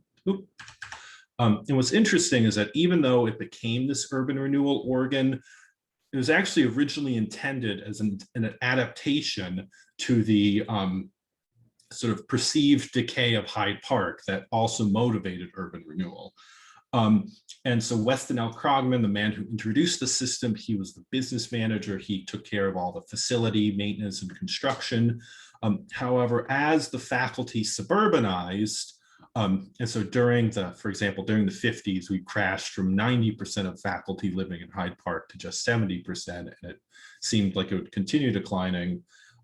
So Krogman was tapped to sort of find a parking solution because the university was, did not have the parking space, a late 19th century university. And so there's no like smoking gun paper, but there's very strong sort of circumstantial evidence to suggest that, after years of spending hundreds of thousands on trying to build parking spaces, he decided to introduce the shuttles as a sort of way of easing demand by providing both connections to the Metra and linking off-campus parking lots to the campus. And so the second, and then here we can see a report from 56, and all the checkered areas are essentially areas that were used for parking. And this would not be resolved until the giant parking garages that we have today were built. The second constituency, when the constituency first responsible for the system's expansion, was the faculty. In 1958, the summer of, Lloyd M. Kozloff, a biochemistry professor, wrote to Krogman on behalf of a coalition of professors living in Kenwood, asking for a second route up to Kenwood. And he says specifically that he thinks this will result in increased safety for staff and students, and also housing for students and staff to the north of university. So we get this is kind of my smoking gun in terms of linking the urban renewal to the shuttle system. The other thing is the involvement of the Hyde Park Kenwood Community Conference, which was a faculty organization that played a key role in urban renewal. And it also joined in on this recommendation and sort of lobbying Krogman to do this, and it was done. And here is that memo from earlier is actually Kozloff's letter to Krogman, and we can do three. And then the final sort of constituency in this first 15-year period was the student body. And they were responsible for the extension to South Shore. And so the sort of history of 60s student activism is primarily remembered as this sort of progressive anti-war, anti-racism movement. And particularly, in the very famous occupation of the administration building in 1968. However, this is kind of disguised a much broader student activism in favor of segregation and urban renewal. And so David Rosenberg was the head of a student government housing committee. And in 1966, he published an open letter to the Dean of Students advocating for a South Shore shuttle route, and also the extension of the then very new UCPD's coverage area to Woodlawn, both as a sort of mechanism to open up more off-campus housing to undergraduates. And both of these would be done soon after. He had a lot of other demands that were not, had a sort of a patchier record. And we can see the editorial to this effect. So I have, however, my sort of thesis was a two-headed beast. So the first, you could argue the primary part was this archival research. However, as I went along, I kept thinking, how do I verify these claims? So we have, Kozloff and Rosenberg sort of claiming that these new shuttle routes would extend the boundaries of the university community, allow the university to sort of recolonize Kenwood and South Shore and these areas that the university had retreated from because of the expansion of Black Chicago. And so that raises a question, how do you quantify something as ephemeral as the university community? Well, I found a way to do that, and that was street addresses in the Maroon and other campus publications. So the Maroon, which is now primarily digital, though still is a print version, and other campus community publications are housed as digitized block text in the campus publications archive. And the Maroon in particular was sustained by advertisements for businesses and apartments. And the choice of a businessman or a property owner to advertise in the Maroon, which has this very narrow ridership, among students and faculty, is significant because they're paying money for this. And so that means they believe, and likely have evidence to support, that students or faculty members are likely to patronize their business and rent their apartments. And so I used a series of 6 scripts in R and a Python to automatically search 5.6 million Southeast Chicago addresses and address permutations, because since it's print, there's no standardized address form, which was a huge headache. So I found that there were about 9,000 valid addresses. So of these 5.6 million searches, 9 million actually dredged something up. So I geocoded those addresses, turned them into GIS, geographic points, and also extracted all the dates each of those addresses appeared, and that gave me 56,600 what I call address date points. And as a consequence, I put together this map series, this we can see essentially the evolving shape of the university community in response to the growth of Black Chicago.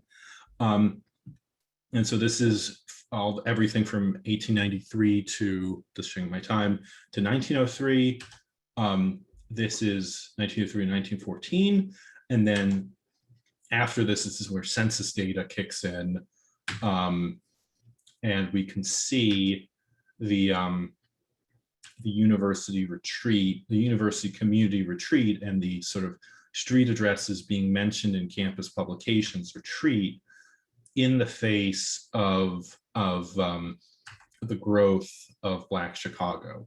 And then we can see some resurgence in the 60s after urban renewal was implemented, and the archive goes to 1986. So let me, I will just scroll through all these one more time, just so you can see the sort of time sequence. And from this data set, I was able to derive a natural experiment of sorts around the introduction of the South Shore route in 1967. And we can see here, this is it, sort of South Shore street addresses as a fraction of the whole data set.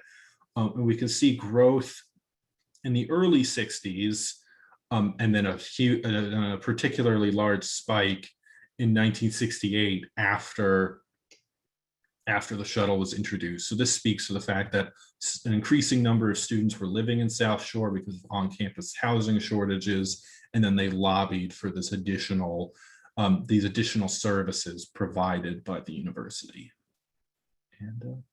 And thank you.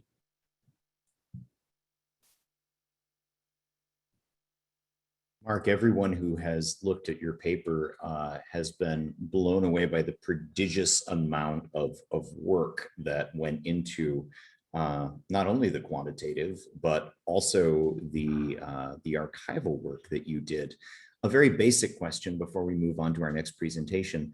what inspired you to look at this? You've discovered an element of urban renewal that really hasn't been discussed, and that in some ways is sui generis to the university, since we were the only shuttle system in the game in the 1950s and 1960s. What inspired you to explore this possibility? Yeah, so this was not linking the shuttle system to urban renewal was not my original intent.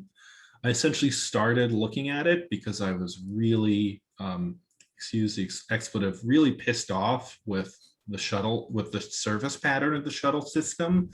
And so I, as a geography and public policy major, I had several courses I had a class called Transportation Geography, which we went through all the literature on what makes good transit. And this was in the winter of last year.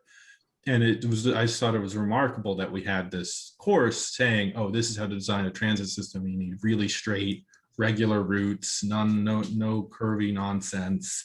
And then having a shuttle system on campus that we control the routes of, not follow any of that advice at all.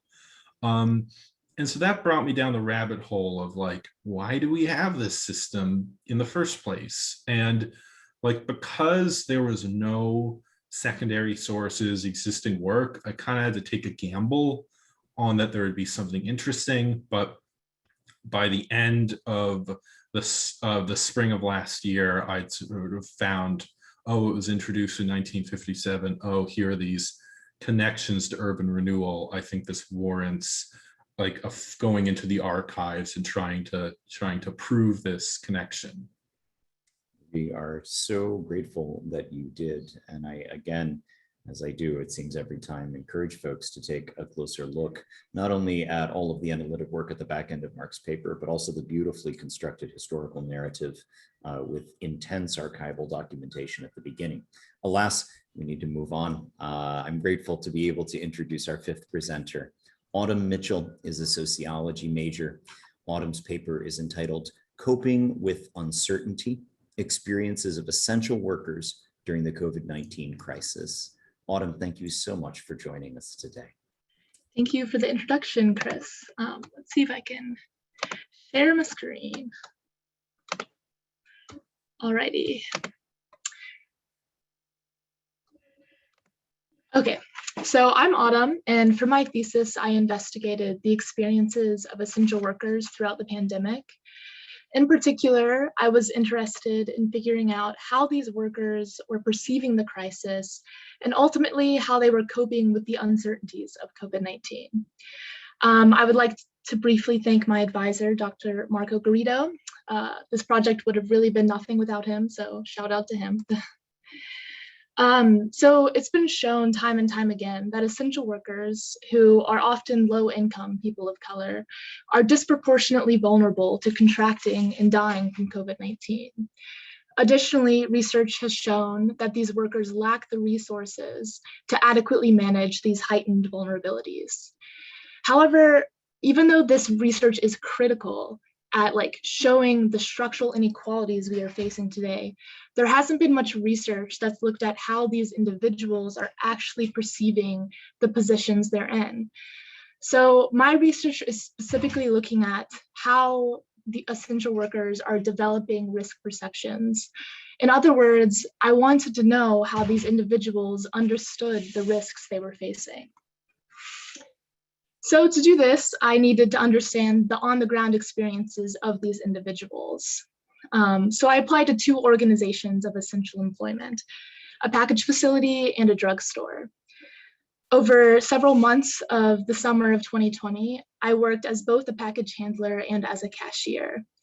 I collected ethnographic fieldwork at both of these locations, and I supplemented this fieldwork with interviews of my coworkers. In total, I interviewed 30 workers at the package facility, including one safety operations manager, and 21 workers at the drugstore, including the store manager and several shift leads, which is like low-level management. When interviewing and interacting with my coworkers, it was evident that they were very uncertain about both the reality and severity of COVID-19. Few expressed concrete concerns about their safety, and many mentioned conspiracy theories when answering interview questions. I posit that these uncertainties were mediated by the organizations in which these workers were embedded. Basically, the package facility and the drugstore both featured inconsistencies in how they managed COVID-19. These inconsistencies underlined the ambiguity of the pandemic, giving workers mixed signals about how they should perceive and respond to the risk they were facing. These inconsistencies, as this diagram tries to illustrate, functioned on many levels. For example, neither location enforced social distancing protocols. At the package facility, it was common to see 4 or 5 workers crammed into one very poorly ventilated truck. At the drugstore, customers often overflowed the aisles and pretty much always ignoring the stickers on the ground that were like the social distancing stickers. There was also inconsistent communication from managers about the progression of the pandemic. Basically, COVID-19 was not really ever a topic of discussion. Even when workers actually contracted COVID-19, both organizations largely remained silent and did not notify coworkers of the health of their peers. There was also inconsistent interactions among coworkers. So for example, at the package facility, there was one worker in particular who was very insistent on the importance of face masks. Many mornings, he would comment on the number of people who weren't wearing a face mask. However, at the same time, this worker was the most sociable of all of my coworkers. And he would really get up close and personal with pretty much anyone just to have a conversation and joke around. At the drugstore, workers varied in how they handled customers who entered the store without a mask. Some cashiers would confront these customers, some wouldn't say anything. It really depended on the person. There were several other substantial inconsistencies that I talk about in my paper, but I don't really have time to get into them. So if you want to read, go ahead. But the point is, these organizations featured many inconsistencies, and these inconsistencies mediated experiences of the pandemic in ways which increased feelings of uncertainty in these populations of essential workers. So how did workers respond and cope to these feelings of uncertainty? I looked at this question through the context of face masks and face mask wearing behaviors, and the results differed based on the organization. At the package facility, individuals decided for themselves whether they wanted to wear a mask. This is because there was really no actual enforcement of face masks at the facility. This pie chart reflects the variety of workers' decisions. When working at the package facility, I kept track of who wore face masks and how frequently. Notably, this pie chart lists the observed face mask wearing tendencies of only coworkers who I actually interviewed. My argument, again, as this diagram tries to show, is that feelings of uncertainty produced flexible face mask wearing behaviors in the population of workers at the package facility. What this means is workers decided based on their immediate surroundings whether or not they should wear a mask. Sometimes they felt like they should, and sometimes they felt like they shouldn't. The point is that face mask wearing behaviors were not random. They reflected flexible decision-making processes. I pulled this quote from my paper, and I thought it really reflected the flexibility of these behaviors. So this is a package handler describing when she decided to wear a mask and when she did not. So I'll just read the quote now.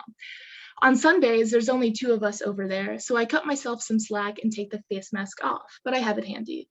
A day like today, we got a lot of help towards the end of the shift, so she decided to wear the mask. But before then, I didn't have it on. And then at the same time, towards the end of the shift, I did take it off again because they sent over Gary to help out. And Gary and I are really good friends. And so we kind of know each other on a personal level. And see, he was working next to me, so I was a little more relaxed. So basically, this quote shows that this package handler was continuously monitoring her environment in order to decide when and where she needed to wear her mask. She asked herself, what was the workload like? On weekends, the facility was often short-staffed, And so single workers had to handle more volume.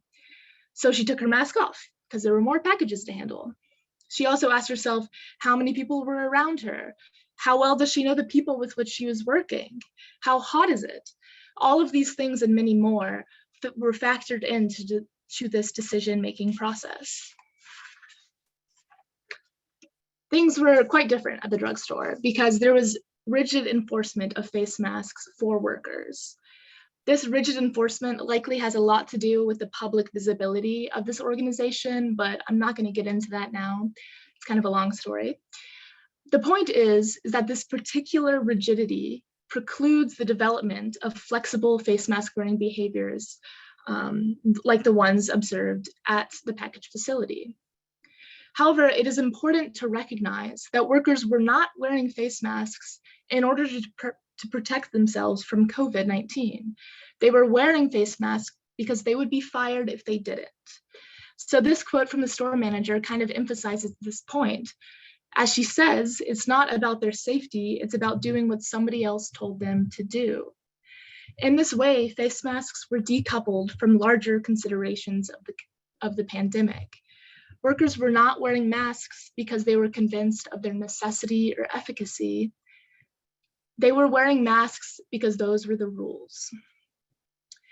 We can imagine a scenario, however, where an organization is very consistent in how it handles the pandemic. These consistencies might reduce feelings of uncertainty regarding the pandemic. In this way, it is possible for organizations to mediate the pandemic in ways that emphasize its reality and severity, not its ambiguity.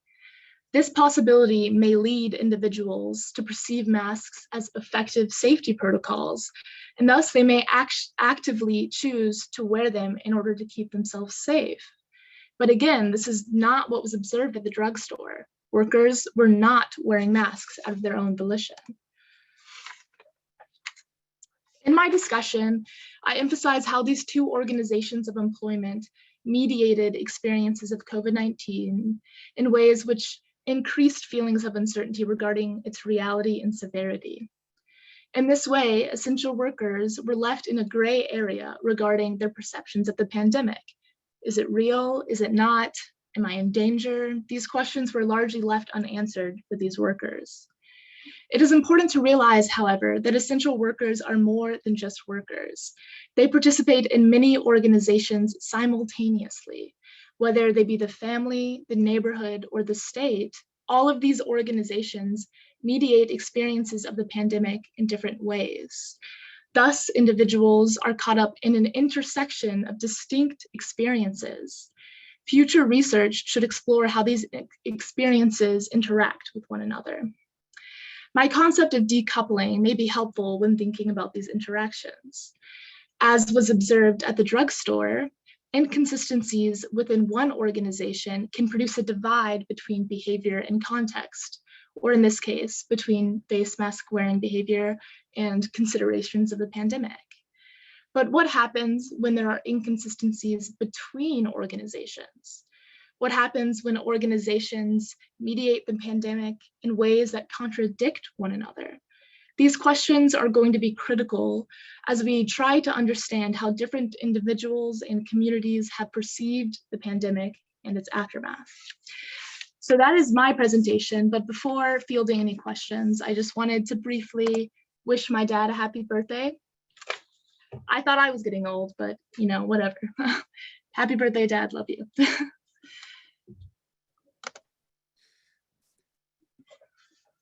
Bravo, bravo, really nicely done. Autumn, we had a few questions directed at your paper. One, I think, is one that several of us were, a number of the readers of your paper just marveled at the fact that in the middle of a pandemic, you went out into the city and sought out two different essential work positions. Dean Boyer, you may have seen him chuckling a little bit in his video introduction. I had made mention to him that one of our students had done that, and I think he remembered that little tidbit just as he was saying that and said, well, maybe some of you did. I think he was actually thinking of you. One of our viewers asked how you approached the interview process. What was it like interviewing your coworkers? How did they respond to your interview requests? And did you find any difficulties because you worked together, or did you find that you had a rapport because you were working together? Yeah, so I waited to ask anyone for interviews until I kind of built this rapport with my coworkers, because I thought that would really facilitate a more natural conversation and they would be more open to me, maybe tell me the truth instead of any kind of fabrications. So I worked at both locations for at least 2 weeks before asking anyone for an interview. And out of all the people I asked, only 2 people turned me down. One guy said his wife would be too jealous, so he wasn't willing to do it. And another young woman said she just had nothing to say about COVID. But I think the fact that I could ask so many people who I would have never had access to, I would have never been able to recruit these individuals for interviews. I think that gave my data so much diversity and so much depth that would have otherwise been impossible. And then in terms of the actual interview process, my advisor was extremely helpful, and I had never interviewed anyone before, but he kind of emphasized how I should try to get people to, say what they want to say and not really focus on the questions that I'm asking, but say what is important to them and try to get them to tell stories that are meaningful to themselves. And so that was my strategy for the interviews. And I definitely think I got better at it over time. So yes, I hope that answered the question. Absolutely. Stepping back, slightly bigger picture for a moment, your findings really emphasize the potential jeopardy that inconsistency at the meta level, the organizational level, can put really the entire public health venture in. There's been a lot of commentary on the part of politicians and journalists and so on about the inconsistent messaging from the top that happened at the national level in this country, certainly from administration to administration, but even if you look at, say, CDC guidance from day to day or week to week. You've obviously been very attuned to the impacts of this kind of uncertainty. What are your observations? What have you been thinking about as you watch kind of the pandemic unfold at the national scale and the ways in which uncertainty has played out? Yeah, I think, first of all, it's important to notice that inconsistencies are at every level, right? It's not just the national level. It's not just what our president's doing or what our government's doing, which I think a lot of the literature, or at least the stories being published on COVID-19 are really focusing on that level. But inconsistencies are at every level, and even at these organizations of employment, right? This is just, people are going to work and they're seeing these inconsistencies. So I think moving forward, we need to recognize the bigger picture, right? I mean, it's an infinitely big picture. So ultimately, we're not going to be able to get at everything. But that's a critical part. And also, it's important to recognize that there were inconsistencies at both organizations I looked at, but how they handled the pandemic was different, and that one rigidly enforced face masks, which, although there was this decoupling, the workers at the drugstore, they ended up actually wearing face masks, which that probably protected their health in many ways that the package facility did not, right? The workers at the package facility were basically not wearing face masks at all. So, you have to separate the question between policy and perceptions. But again, you really need to consider the big picture as best as you can. Absolutely fascinating. Your work also drew on some literature that related to the impacts of uncertainty in assessing risk in public health situations. I want to say just a word about the research that you were drawing on here, because I thought it really illuminated your conclusions. Yeah, so I drew heavily on a Johnson, Hanks, and others paper that kind of looked at how women in Cameroon were responding to the AIDS epidemic. or sorry, not the AIDS epidemic, how they were just responding to their environment that was, very uncertain in a lot of ways. Sorry, I was confusing my literature. But so these women were in very uncertain environments in terms of when they would get married, when they would have children, just a lot of big life decisions were kind of up in the air. And so what the researchers found were that these women were very much kind of reacting on the go. Like they really embraced this idea of flexibility. And the authors they termed it judicious opportunism, which basically means, I kind of mentioned this idea of going with the flow. It's kind of this idea that you're not going to make plans ahead of time. You're just going to work with kind of what life gives you. And I just thought that was a really good concept to work with when I was thinking about how workers at the package facility decided to wear face masks. They didn't really know if face masks were that good of an option. There wasn't that certainty of face mask efficacy, but they kind of decided on the go whether or not it was worth it to, throw one on or not. And I just think that that idea of judicious opportunism and flexibility is really important to consider when thinking about circumstances with high levels of uncertainty. Fabulous. Thank you so much, Autumn, for sharing your findings with us and for your particularly diligent research. We have one more presenter to share with you today. Unfortunately, Danny O'Connell was not able to be with us as part of the synchronous presentation of our colloquium, but she was gracious enough to record her presentation for us in advance. And so now we're going to play a pre-recorded presentation from Danielle O'Connell, Public Policy Studies major. It starts with reentry, examining the needs of parolees in Illinois and the actionable goals of prison abolition.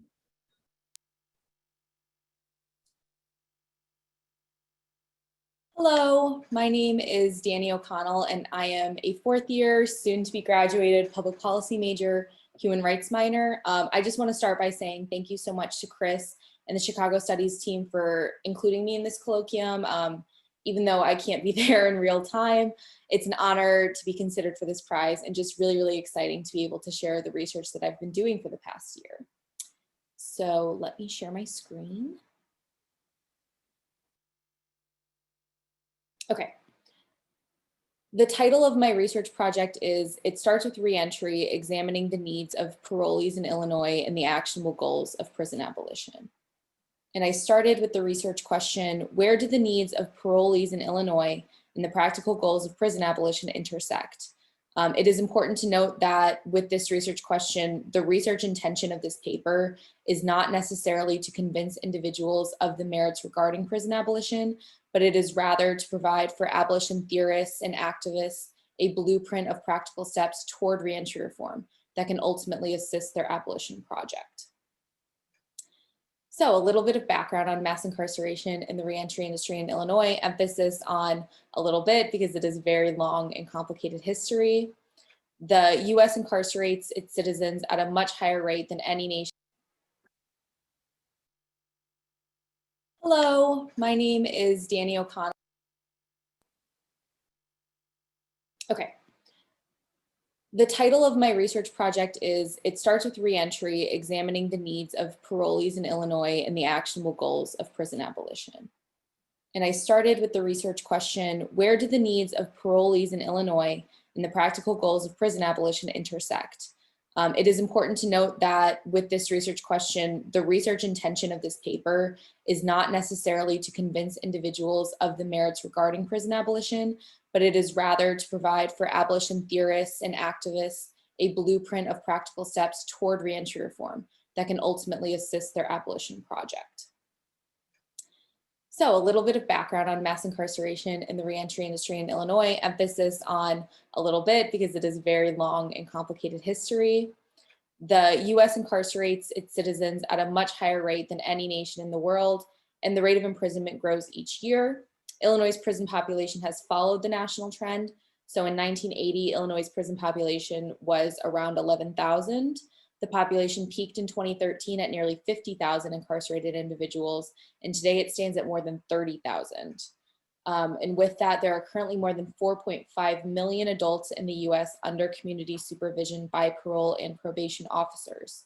Some theorists argue that the goal of this reentry and parole is to release a rehabilitated individual from prison who has repaid their debt to society and can demonstrate their ability to live by society's rules. And this line of thought has been dubbed with the phrase earning a place at the table. However, many reentry activists argue that this demonstration of ability to earn a place at the table is rife with discrimination and unreasonable expectations of ex-offenders given the conditions of their imprisonment, their release, and their parole. And that is a line of thinking that I will be going back to in the rest of my presentation and in my paper. So a bit of background on the theory of prison abolition. Prison abolition theorists seek to build a society that does not need prisons, largely by redistributing wealth and power from prisons and policing to social service agencies and by investing in lower income over police communities. It is important to note that the goal of abolition efforts is not to make jails or prisons kinder or criminal justice systems more viable. However, activists are invested not only in the end goal of abolition, but also in improving conditions for people who are currently suffering at the hands of the criminal justice system. So the reform efforts that abolitionists push do not just improve systems. They also highlight the inequities of that system and call into question whether these systems are actually necessary to our society. Currently, abolition is a theory, so the practical steps toward prison abolition are widely debated, but there does exist a general consensus that investing in communities and the root causes of violence is essential to bringing about the end of mass incarceration. Investing in these communities is essential, but this paper also seeks to argue that investment in individuals who are re-entering these communities is equally essential in order to stop the cycle of violence and recidivism within the criminal justice system.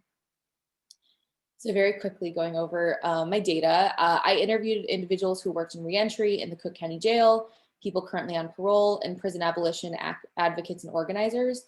I largely employed a snowball sampling model, beginning with interviewing Brian Nelson at the Uptown People's Law Center. He then introduced me to parolees who were willing to share their experience of being on parole with me, and their names have been kept anonymous and are not included in this presentation or in my thesis. It was definitely a challenge to find other individuals on parole who were willing to speak with me, since so many struggle with operating more modern technology such as emailing, social media, and smartphones, especially people who have been incarcerated for longer periods of time.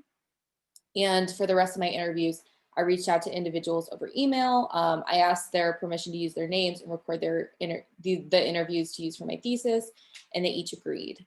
I also used data from the Chicago City data portal to create maps that you will see later.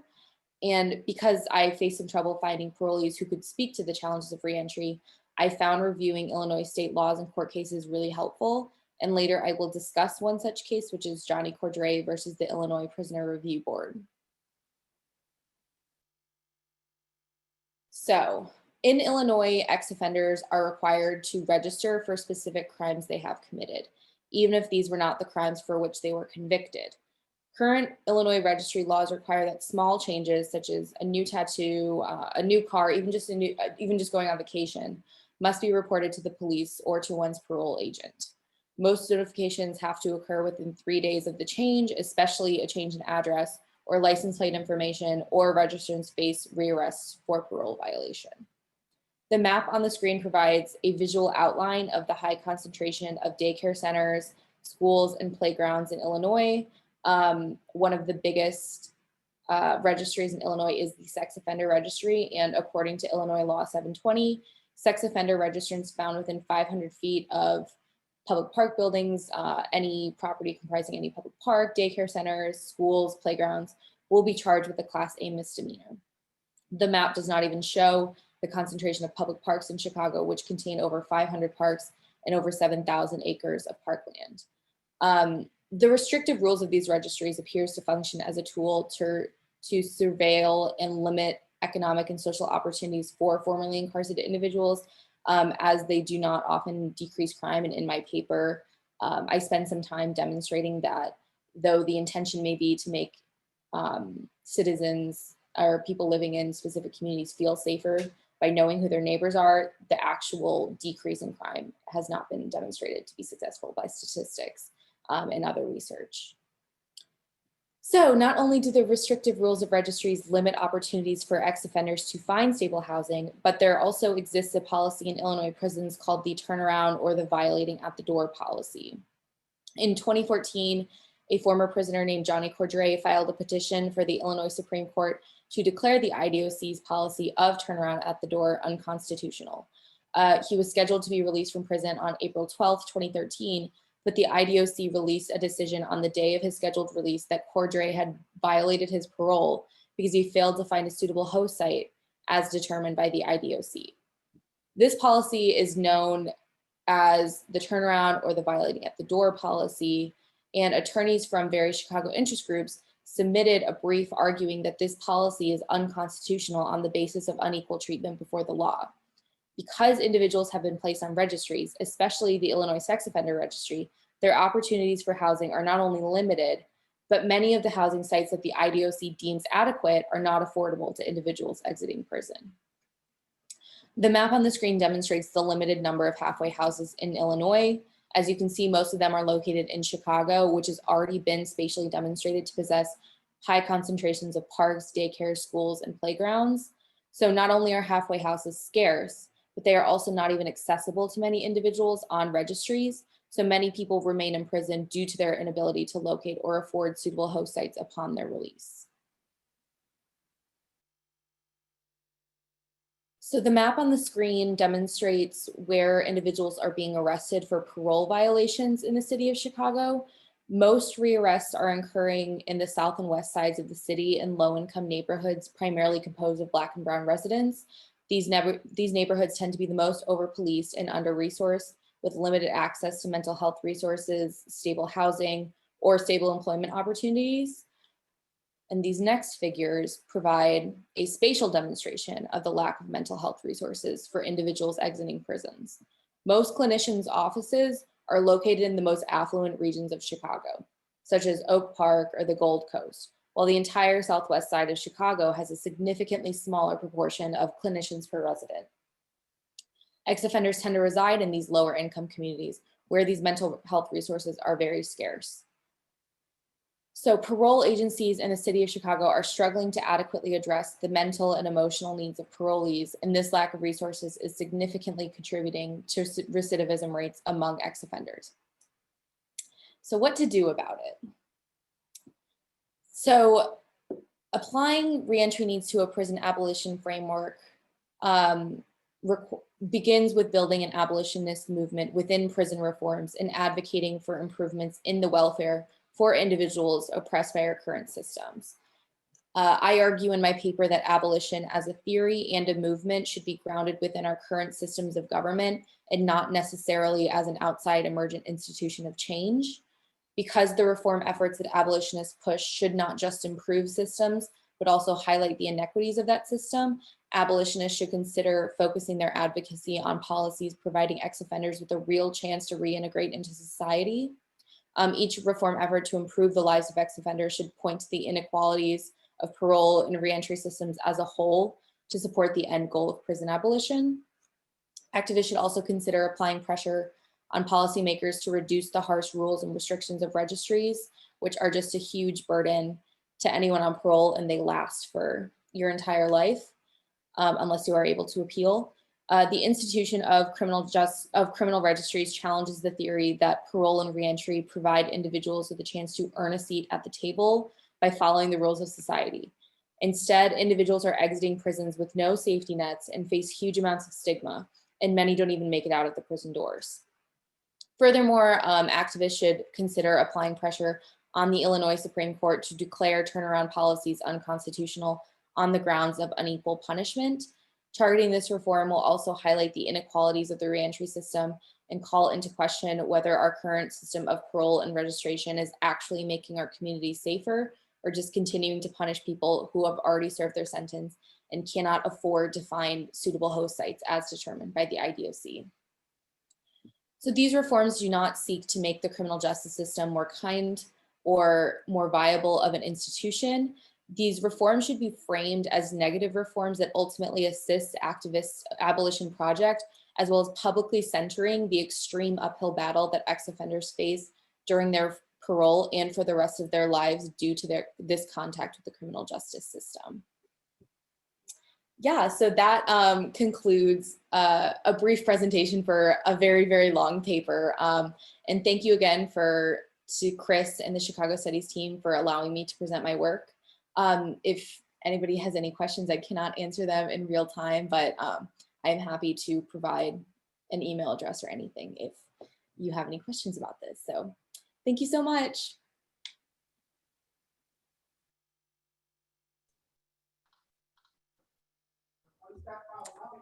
Thank you, Danny. We wish that you could have been a part of our real-time presentation, but are so grateful that we were able to experience your research.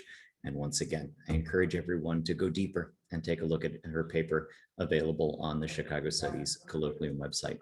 It now gives me great pleasure to welcome my friend and colleague, Dr. Sabina Scheck. She is the director of the program on the global environment, which is the academic home of the environmental and urban studies major, and also one of the faculty directors for Chicago Studies. She'll be facilitating our panel discussion with all of our panelists who are able to be here today. Thank you so much, Dr. Scheck. Great, thank you, Chris. I wanted to invite all of our fantastic panelists to come back to the room, the screen where we are. Go. Where's the...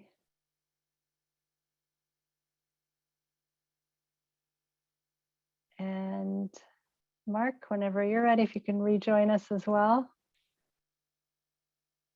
Great. Well, we are all here. I first wanted to thank Chris and Tess and the Chicago Studies team for organizing this major effort to showcase the best research on campus this year. This was really phenomenal, and I wanted to thank you all for this amazing journey into the city that we inhabit. I think the true beauty of this prize and this recognition is to see how Chicago is studied in such depth and richness across disciplines, across thematic groupings, where we see, we'll see a BA seminar in anthropology and history and political science, but to see all these different disciplines here together, organized around place, and I think that's and through your wide-ranging personal experiences, is just something that's unparalleled, really. I'm so honored to be a reader of these theses, and I thank you all for taking me out of my own discipline and research experiences and having this opportunity to learn something about Chicago from each of you. So I've been the faculty director for Chicago Studies for a few years, and I can't emphasize how much I learn from reading these theses every year. So thank you all for that. I could just ignore the whole Q&A and just ask each of you all the questions that I have, but that's not my job here today. So I don't want to deprive the others of this experience. I guess maybe I just wanted to put one question out there for you. I've been meeting with a lot of rising third and fourth year students who are just now thinking about their theses. And I'm sure you remember this moment, right? There's a lot of questions about how do I choose a topic? How do I study something and perhaps engage people in Chicago? How do I identify what's an important question and a specific enough question? And so I'm wondering if you could all, just as a group for the whole panel, can you take us back to maybe just over a year ago when there was so much happening, right? It was also the early stages of, maybe the middle stages of your thesis envisioning, but we were also, amidst a lot of chaos and confusion, uncertainty, lack of access to the city. Can you talk about how you got from there to here, where you are today, if you can remember, a year ago or just over a year ago? And I guess I'll just go in order of where you are on my screen and start with Autumn. Yeah, sure. It was definitely one of the hardest things, trying to figure out what to study. Personally, how I settled on looking at essential workers, I was actually talking to my sister when I was quarantining at home. And she was kind of asking me like, oh, what is sociology talking about, saying about, the pandemic and everything. And I was like, oh, like, I don't know what it's saying. Like, research takes a long time to develop, like they can't say anything yet. And then she kind of put this idea in my head that like, we need to be researching right now, like as things are happening. And so she kind of encouraged me to really follow this, this question that, was being asked in the moment of like essential workers and how they're dealing with what they're dealing with. So I would say for, those third years who are trying to figure out what they want to ask, I would say, first of all, you have to follow something that interests you. And I think things that are the most interesting are the things that are happening right now. So don't think that you can't be at like that forefront of research, right? You can research what is happening right now and you should go for it, I think. Great advice. Thank you, Autumn. Sam?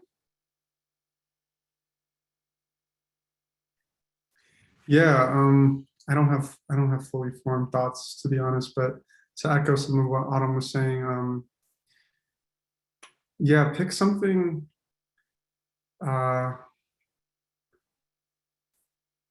just something. It's easy to be compelled by something that you can see in your everyday, or that you can go to sort of to go down a rabbit hole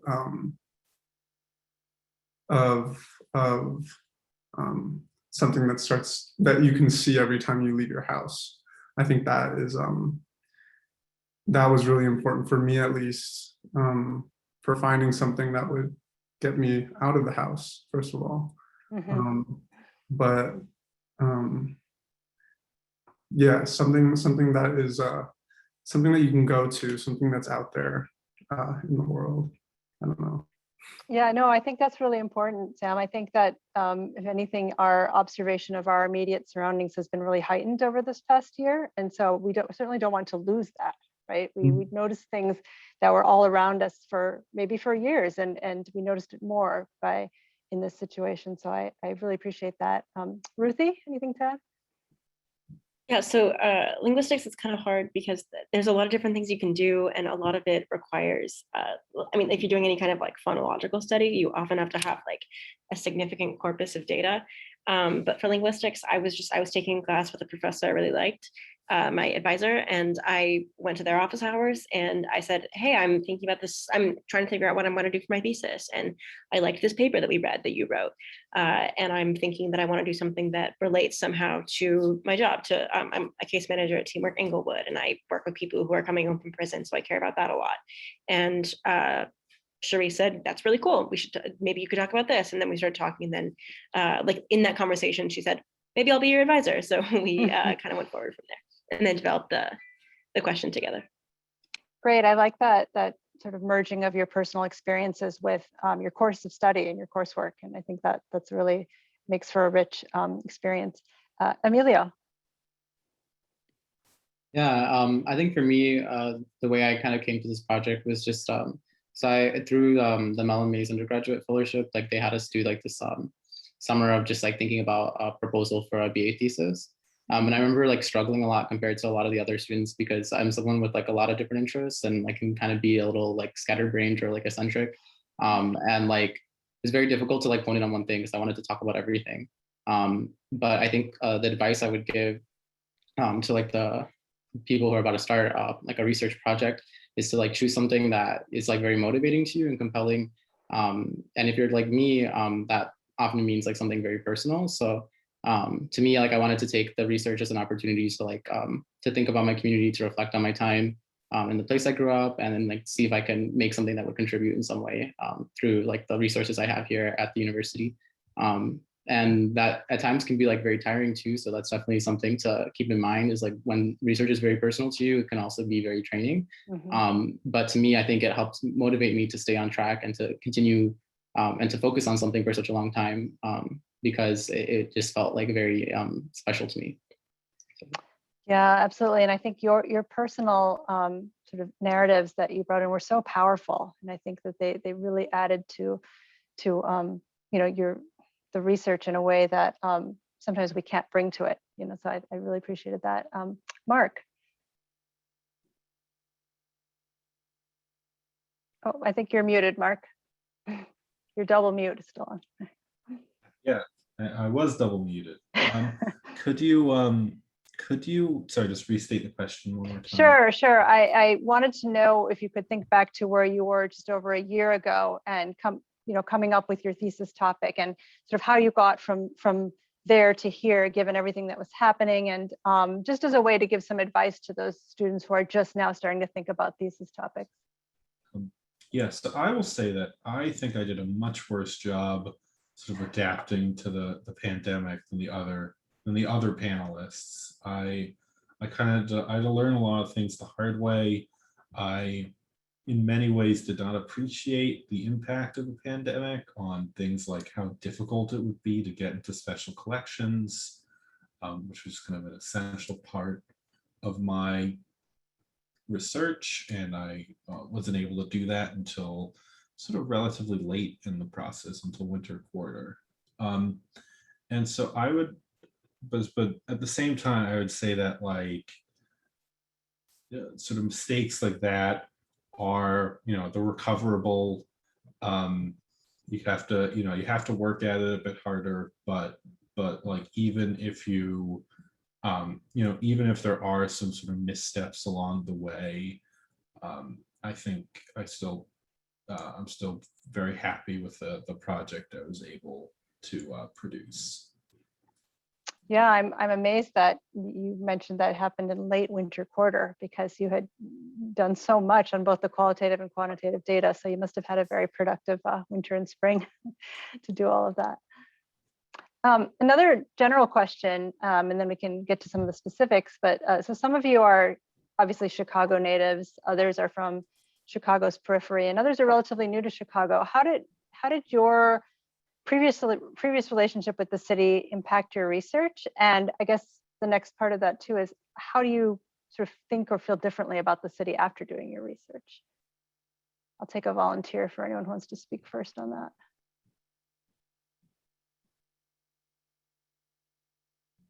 I can keep the pattern going. So I'm not originally from Chicago. I'm from South Carolina. So I wasn't very well acquainted with the city. And through the process of, working at these jobs and interviewing my coworkers, I learned so much just about, the geography of the city. I had to take 2 buses to get to one of my jobs. Like, I actually just learned different routes that I never thought I would have ever learned before. The people I interviewed were really scattered throughout every neighborhood of Chicago, and hearing their perspectives and hearing their experiences of their neighborhoods, their distinct experiences of their neighborhoods and their shared experiences at their jobs kind of gave me like a full picture of Chicago and how it's extremely different in a lot of ways, but also like, this unifying factor. Everyone I interviewed were Chicagoans, and that really came through. So I was really grateful for that perspective that I don't think I would have gotten otherwise. Anybody else want to jump in on that? So I'm not from Chicago. I'm from Louisville, Kentucky. I was born a little north of the city, and my parents lived here for a long time. And we also have like family and friends around here. But I think a lot of what this helped me, a lot of this in terms of my like re-engaging with the city, I guess, in a very different way than I did when I was 2 years old, has come from my work at Teamwork Englewood. I've gotten to know I've like been able to plant a lot of roots in the city, which has helped me a lot. And I've gotten to learn a lot about what the city is like for people who haven't grown up with the privileges that I grew up with. The first question that I asked all of my interviewees was, what was it like growing up in Chicago? And they were able to talk about living in very different parts of the city than I've been able to engage with personally. So I got to learn a lot through that. I also got to learn a lot about the systemic barriers that a lot of people in Chicago face if they don't have certain privileges like I do. And also from Nicole Gonzalez Van Cleef's book about the Cook County criminal system, I was able to learn about that. And there's a lot of historic injustice and corruption in Chicago that I think a lot of people know a little bit about, but her portrait of the city was really useful to me in like contextualizing just how awful it is for a lot of Chicagoans. And also, like, a lot of my interviewees talked about how they hated growing up in Chicago, but a lot of people also talked about how much they love the city. Yeah, that's great. I had a follow-up question, Ruthie. I was wondering how you ended up at Teamwork Englewood. Was that a job that you've had since you've started here at UChicago, or how did that? So actually, there's a program called Summer Links here, which I like a lot. I did it at the summer after second year. It's a program through the UCSC where you can you apply for the program and you learn a lot about Chicago through the program, and the school pays for you to work at a local nonprofit. So you work there 4 days a week, and then days you go on various field trips around the city and engage with a lot of activists and organizations and stuff. That's how I ended up at Teamwork, and then I stayed. Great, thank you. Emilio, I think you're from the suburbs of Chicago, and you made a really, I thought, illuminating point about the differences between the suburbs and the city in terms of neighborhoods, and that. Can you kind of speak to this a little bit in terms of sort of how you see the city and how you see the suburbs, particularly as a lot of people move out of the city into the suburbs, right? And we're seeing that pattern sort of continue. Yeah, I think it's really interesting and like complicated, and I guess and specifically in terms of displacement from the suburbs or from the city to the suburbs. It's interesting because it oftentimes leads to a lot of conflict, because you have people who like I guess are from different areas and then being made to live in the same place just because it's like the only place that might be affordable. So I know when I was growing up in the public housing that I grew up in, there'd be times where it would be like, and also just it's like a very like back and forth thing. Like even if someone lives in the suburbs, if they had grown up in the city and moved there, they oftentimes just like go back and hang out with the friends there, even if no one lives there anymore. But I do remember like that would be a lot of like as kind of root of a lot of conflicts would be just like people from different areas, like bringing with them like the histories of those areas to like these new spaces. But in terms of my research, the ways in which my like perspective has changed or how I've like felt throughout this process has been interesting, because like my as I like I don't live in my family doesn't live in the area where I grew up in anymore. Like we live in a different suburb, which is like a good thing, because you know that means like my parents were able to make a little bit more money, so now we don't have to like live there anymore. But a bad thing in many ways too, because I mean I was over here like kind of far away from where I grew up, not able to keep in contact or like visit like super often. So when I began the research, or as I was finishing the research, actually I went back just to like walk around and see. And it's interesting because like the people that I keep in contact with that I grew up with, they don't live there anymore. Like no one who I grew up with like lives there anymore, and even knows who lives there. And this partly because of like the kind of the rules of like the apartment complex. Like if you are like, or any of your family members who live in like the apartment that you live in, like are charged with something, so you and everyone else in there gets evicted. And they kind of use that to kind of evict all the Black and brown people, and now it's pretty much just Eastern European like and white people living in the public housing that I had grown up in. So it was kind of the process itself, the research was kind of special for another reason too, because it was a way that I like unknowingly like collected a lot of oral history of a place that's not going to be kind of this doesn't really exist in the way it did anymore. And so to me, I guess my perspective, how it changed was I got a lot more appreciation of like the place I grew up in, because I mean, it's even though in my head it was like a very permanent thing, like it ended up becoming like more ephemeral than I had realized it would have been. So yeah, and in terms of the city, like I've also gained an appreciation for the city, and I'm very happy to live here as well.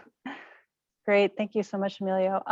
Sam and Mark, did you have anything to add on this topic? I also have some specific questions for each of you, but I wanted to give you the opportunity to speak about Chicago. Yeah, I mean, I'm from New York. I'm not a Chicago native, but I really came to appreciate, I guess before doing this project, I kind of had a tendency to envision like public policy and urban change is like, oh, you have individuals and kind of the community, and then you have the city government. And I think this really spoke to the fact that you can have sort of, organized institutions that are making an impact on the on the urban fabric that aren't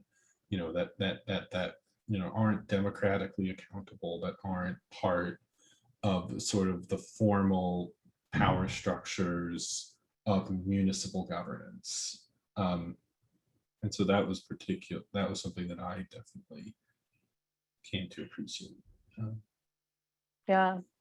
Wonderful. Sam, anything to add? I know you're a native Chicagoan here. So. Yeah, so I don't know if I could boil it down to one or two things, to be honest, but I think one thing for me, having grown up here and having moved around the city a lot as a kid, doing this project kind of for many more things put words to things I never knew I understood, I guess. Specifically, one of them, I guess, being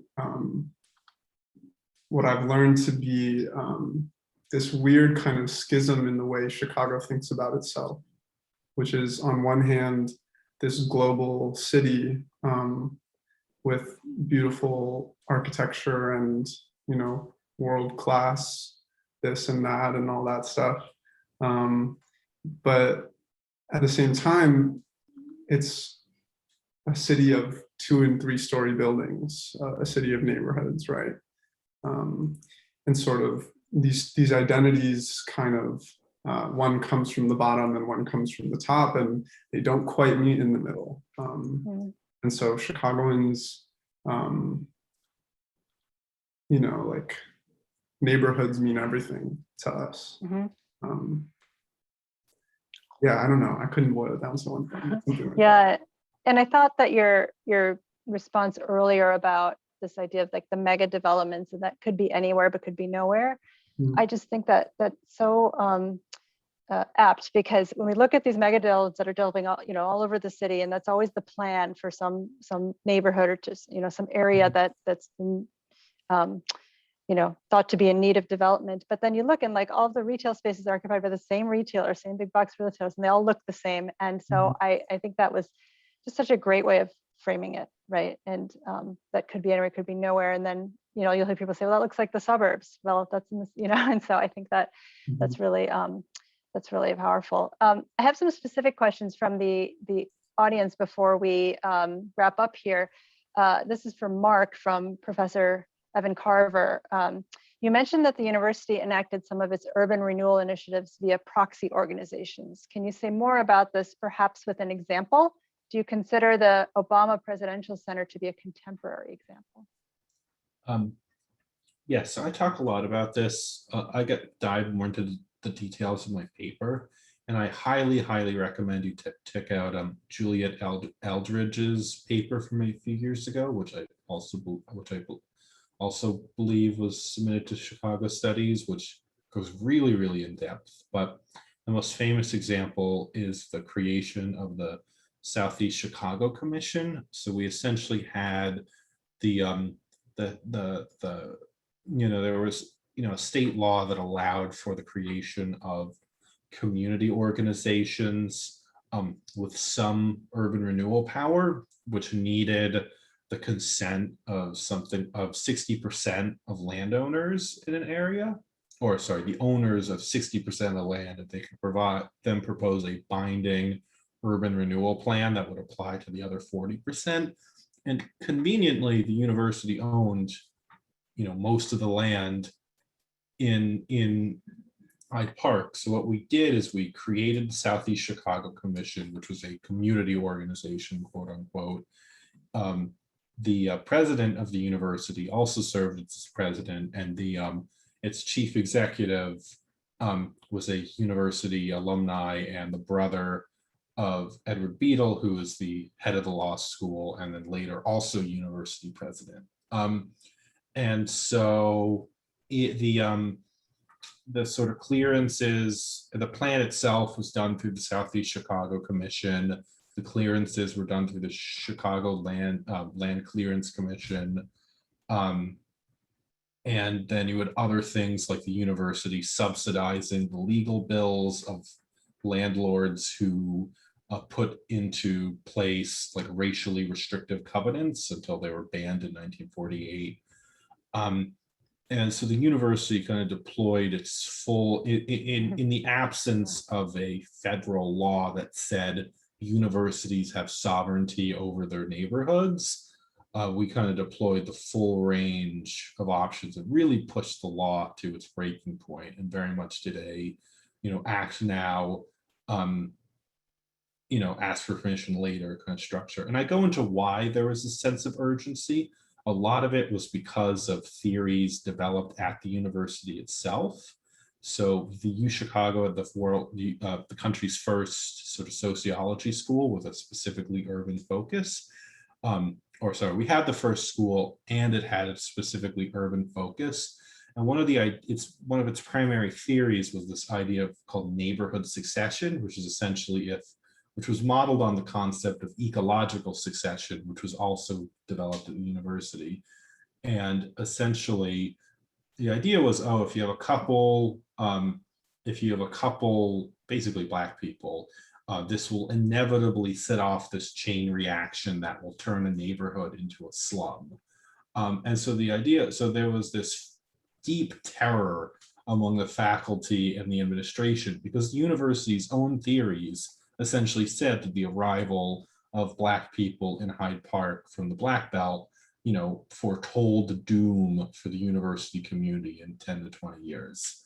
And so that's why there was this urgency of, we need to act now, we need to do everything we can. It doesn't matter what the law says, that we have the right to do this, go, go, go. And we use the fact that we owned the land and had various political connections to make this happen. And then once the model was proven successful, Penn, Johns Hopkins, a bunch of other universities were also facing sort of this expanding Black population. And we want to be able to do what Chicago did without all the sort of legal hoops. And we were like, this is really expensive for us to do on our own. It'd be nice if the government gave us money to do it. And so that's why you have this ferocious lobbying campaign that was led by Julian Levi, who was the head of the Southeast Chicago Commission, who had led the effort, and he was supported by this national coalition of universities, which then, once the law was passed, copied everything we did.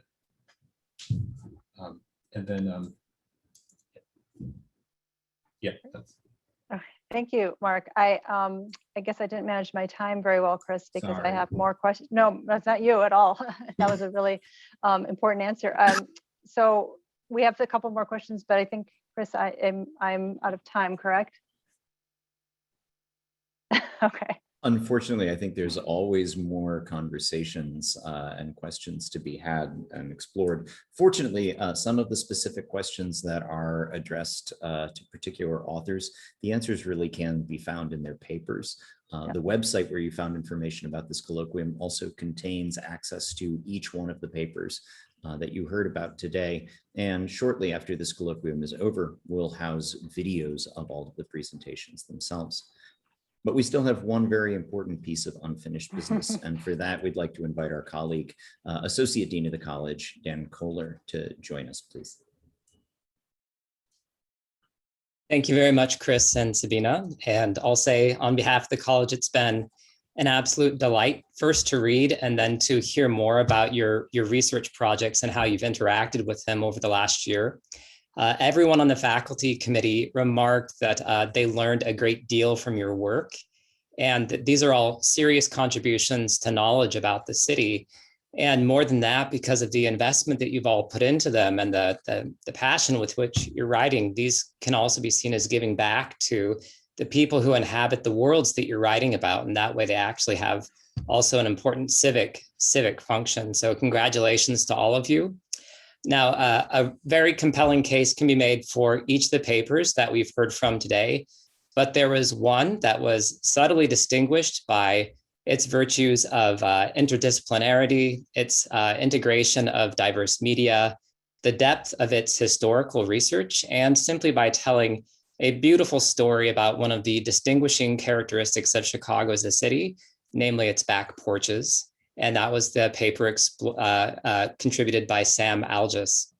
Now, of course, back porches are written into the historical social life and the placeness of Chicago, but we all felt that there's something very timely and moving in looking at them now These are spaces, as Sam said, both of welcome and of interaction. They're at once home and public, and they've been such an important part of our individual and collective stories in this last year that's been defined by the pandemic. So on behalf of the college and the Chicago Studies program, I'm delighted to award the 2021 Undergraduate Research Prize to Sam Algis. And as part of this prize, I'm also offering to publish Sam's excellent essay in the 2021 volume of the Chicago Studies Annual. Congratulations, Sam. Thank you, thank you. I wanted to say I was really floored by everybody's research. It's weird because I think Chicago Studies is kind of we're spread a little thin across a lot of disciplines, but like Sabina and like everybody has said, that has made this so it's such an important, I mean, the conversation needs to be transdisciplinary, you know. So I think I mean, I really appreciate just being among your guys's, all of your work. And I think yeah, I mean, thank you. I'm really impressed with everybody, honestly. And if I can echo the sentiments of Sabina and Dan as well, though it is always a bit of a compressed experience to read a whole lot of undergraduate BAs from across the entire college, usually in the span of something like 2 weeks, it's also really the highlight of my year. To be able to engage with this level of thinking and reasoning and creativity and also deep affection. So many of these projects arise from a deep connection to places or to people or to little gritty realities that are experienced as part of one's history or as part of one's day-to-day. Many of your papers read like love songs to the city. And it's something that is always inspiring and re-inspires our delight in being a part of this city and the many communities that make it up. So thank you. And on behalf of the Chicago Studies program, thanks to all of you who joined us for today's conversation. Again, our papers from all of our presenters are available on the Chicago Studies website. We also encourage those who submitted the papers that were not considered as finalists to make their papers available on Knowledge at UChicago. This is a resource that is maintained by the University Library as an open access archive of great scholarship produced by students of the university. These papers are hosted in perpetuity to be made available for future research and further scholarship. Special thanks to Sabina Scheck, to Dan Kohler, to our faculty readers, to Shannon Morrissey, our preceptor, and Tess Conway, our programming coordinator, who contributed to our reading process, and of course, to all of our presenters who were able to be with us today and who recorded their presentations in advance. I also want to offer a special thank you for the team from Social Sciences Computing Services, Joe Bonney and his team, who so kindly hosted not only this webinar, but many, many other Chicago Studies events this year, particularly in our Chicago Futures series. None of these experiences would have been possible without your technical support. Thank you to the Chicago Studies team, our fabulous student team who worked so hard to get the word out about our events, as well as our collaborators at the Program on the Global Environment and the Mansueto Institute, soon to be our neighbors once we convene in our new space in the fall. Thanks to everyone who participated and attended today. Again, a reminder that all of the videos of today's presentations will be available on our website as soon as possible. And again, to learn more about our fabulous city, please do take a look at our collection on Knowledge at UChicago, follow us on social media, and please, let's keep the great conversations about Chicago going. Again, thank you all for joining us for this year's colloquium. Have a wonderful afternoon and a great rest of your year. Thank you, everyone. Congratulations. Thanks, everybody.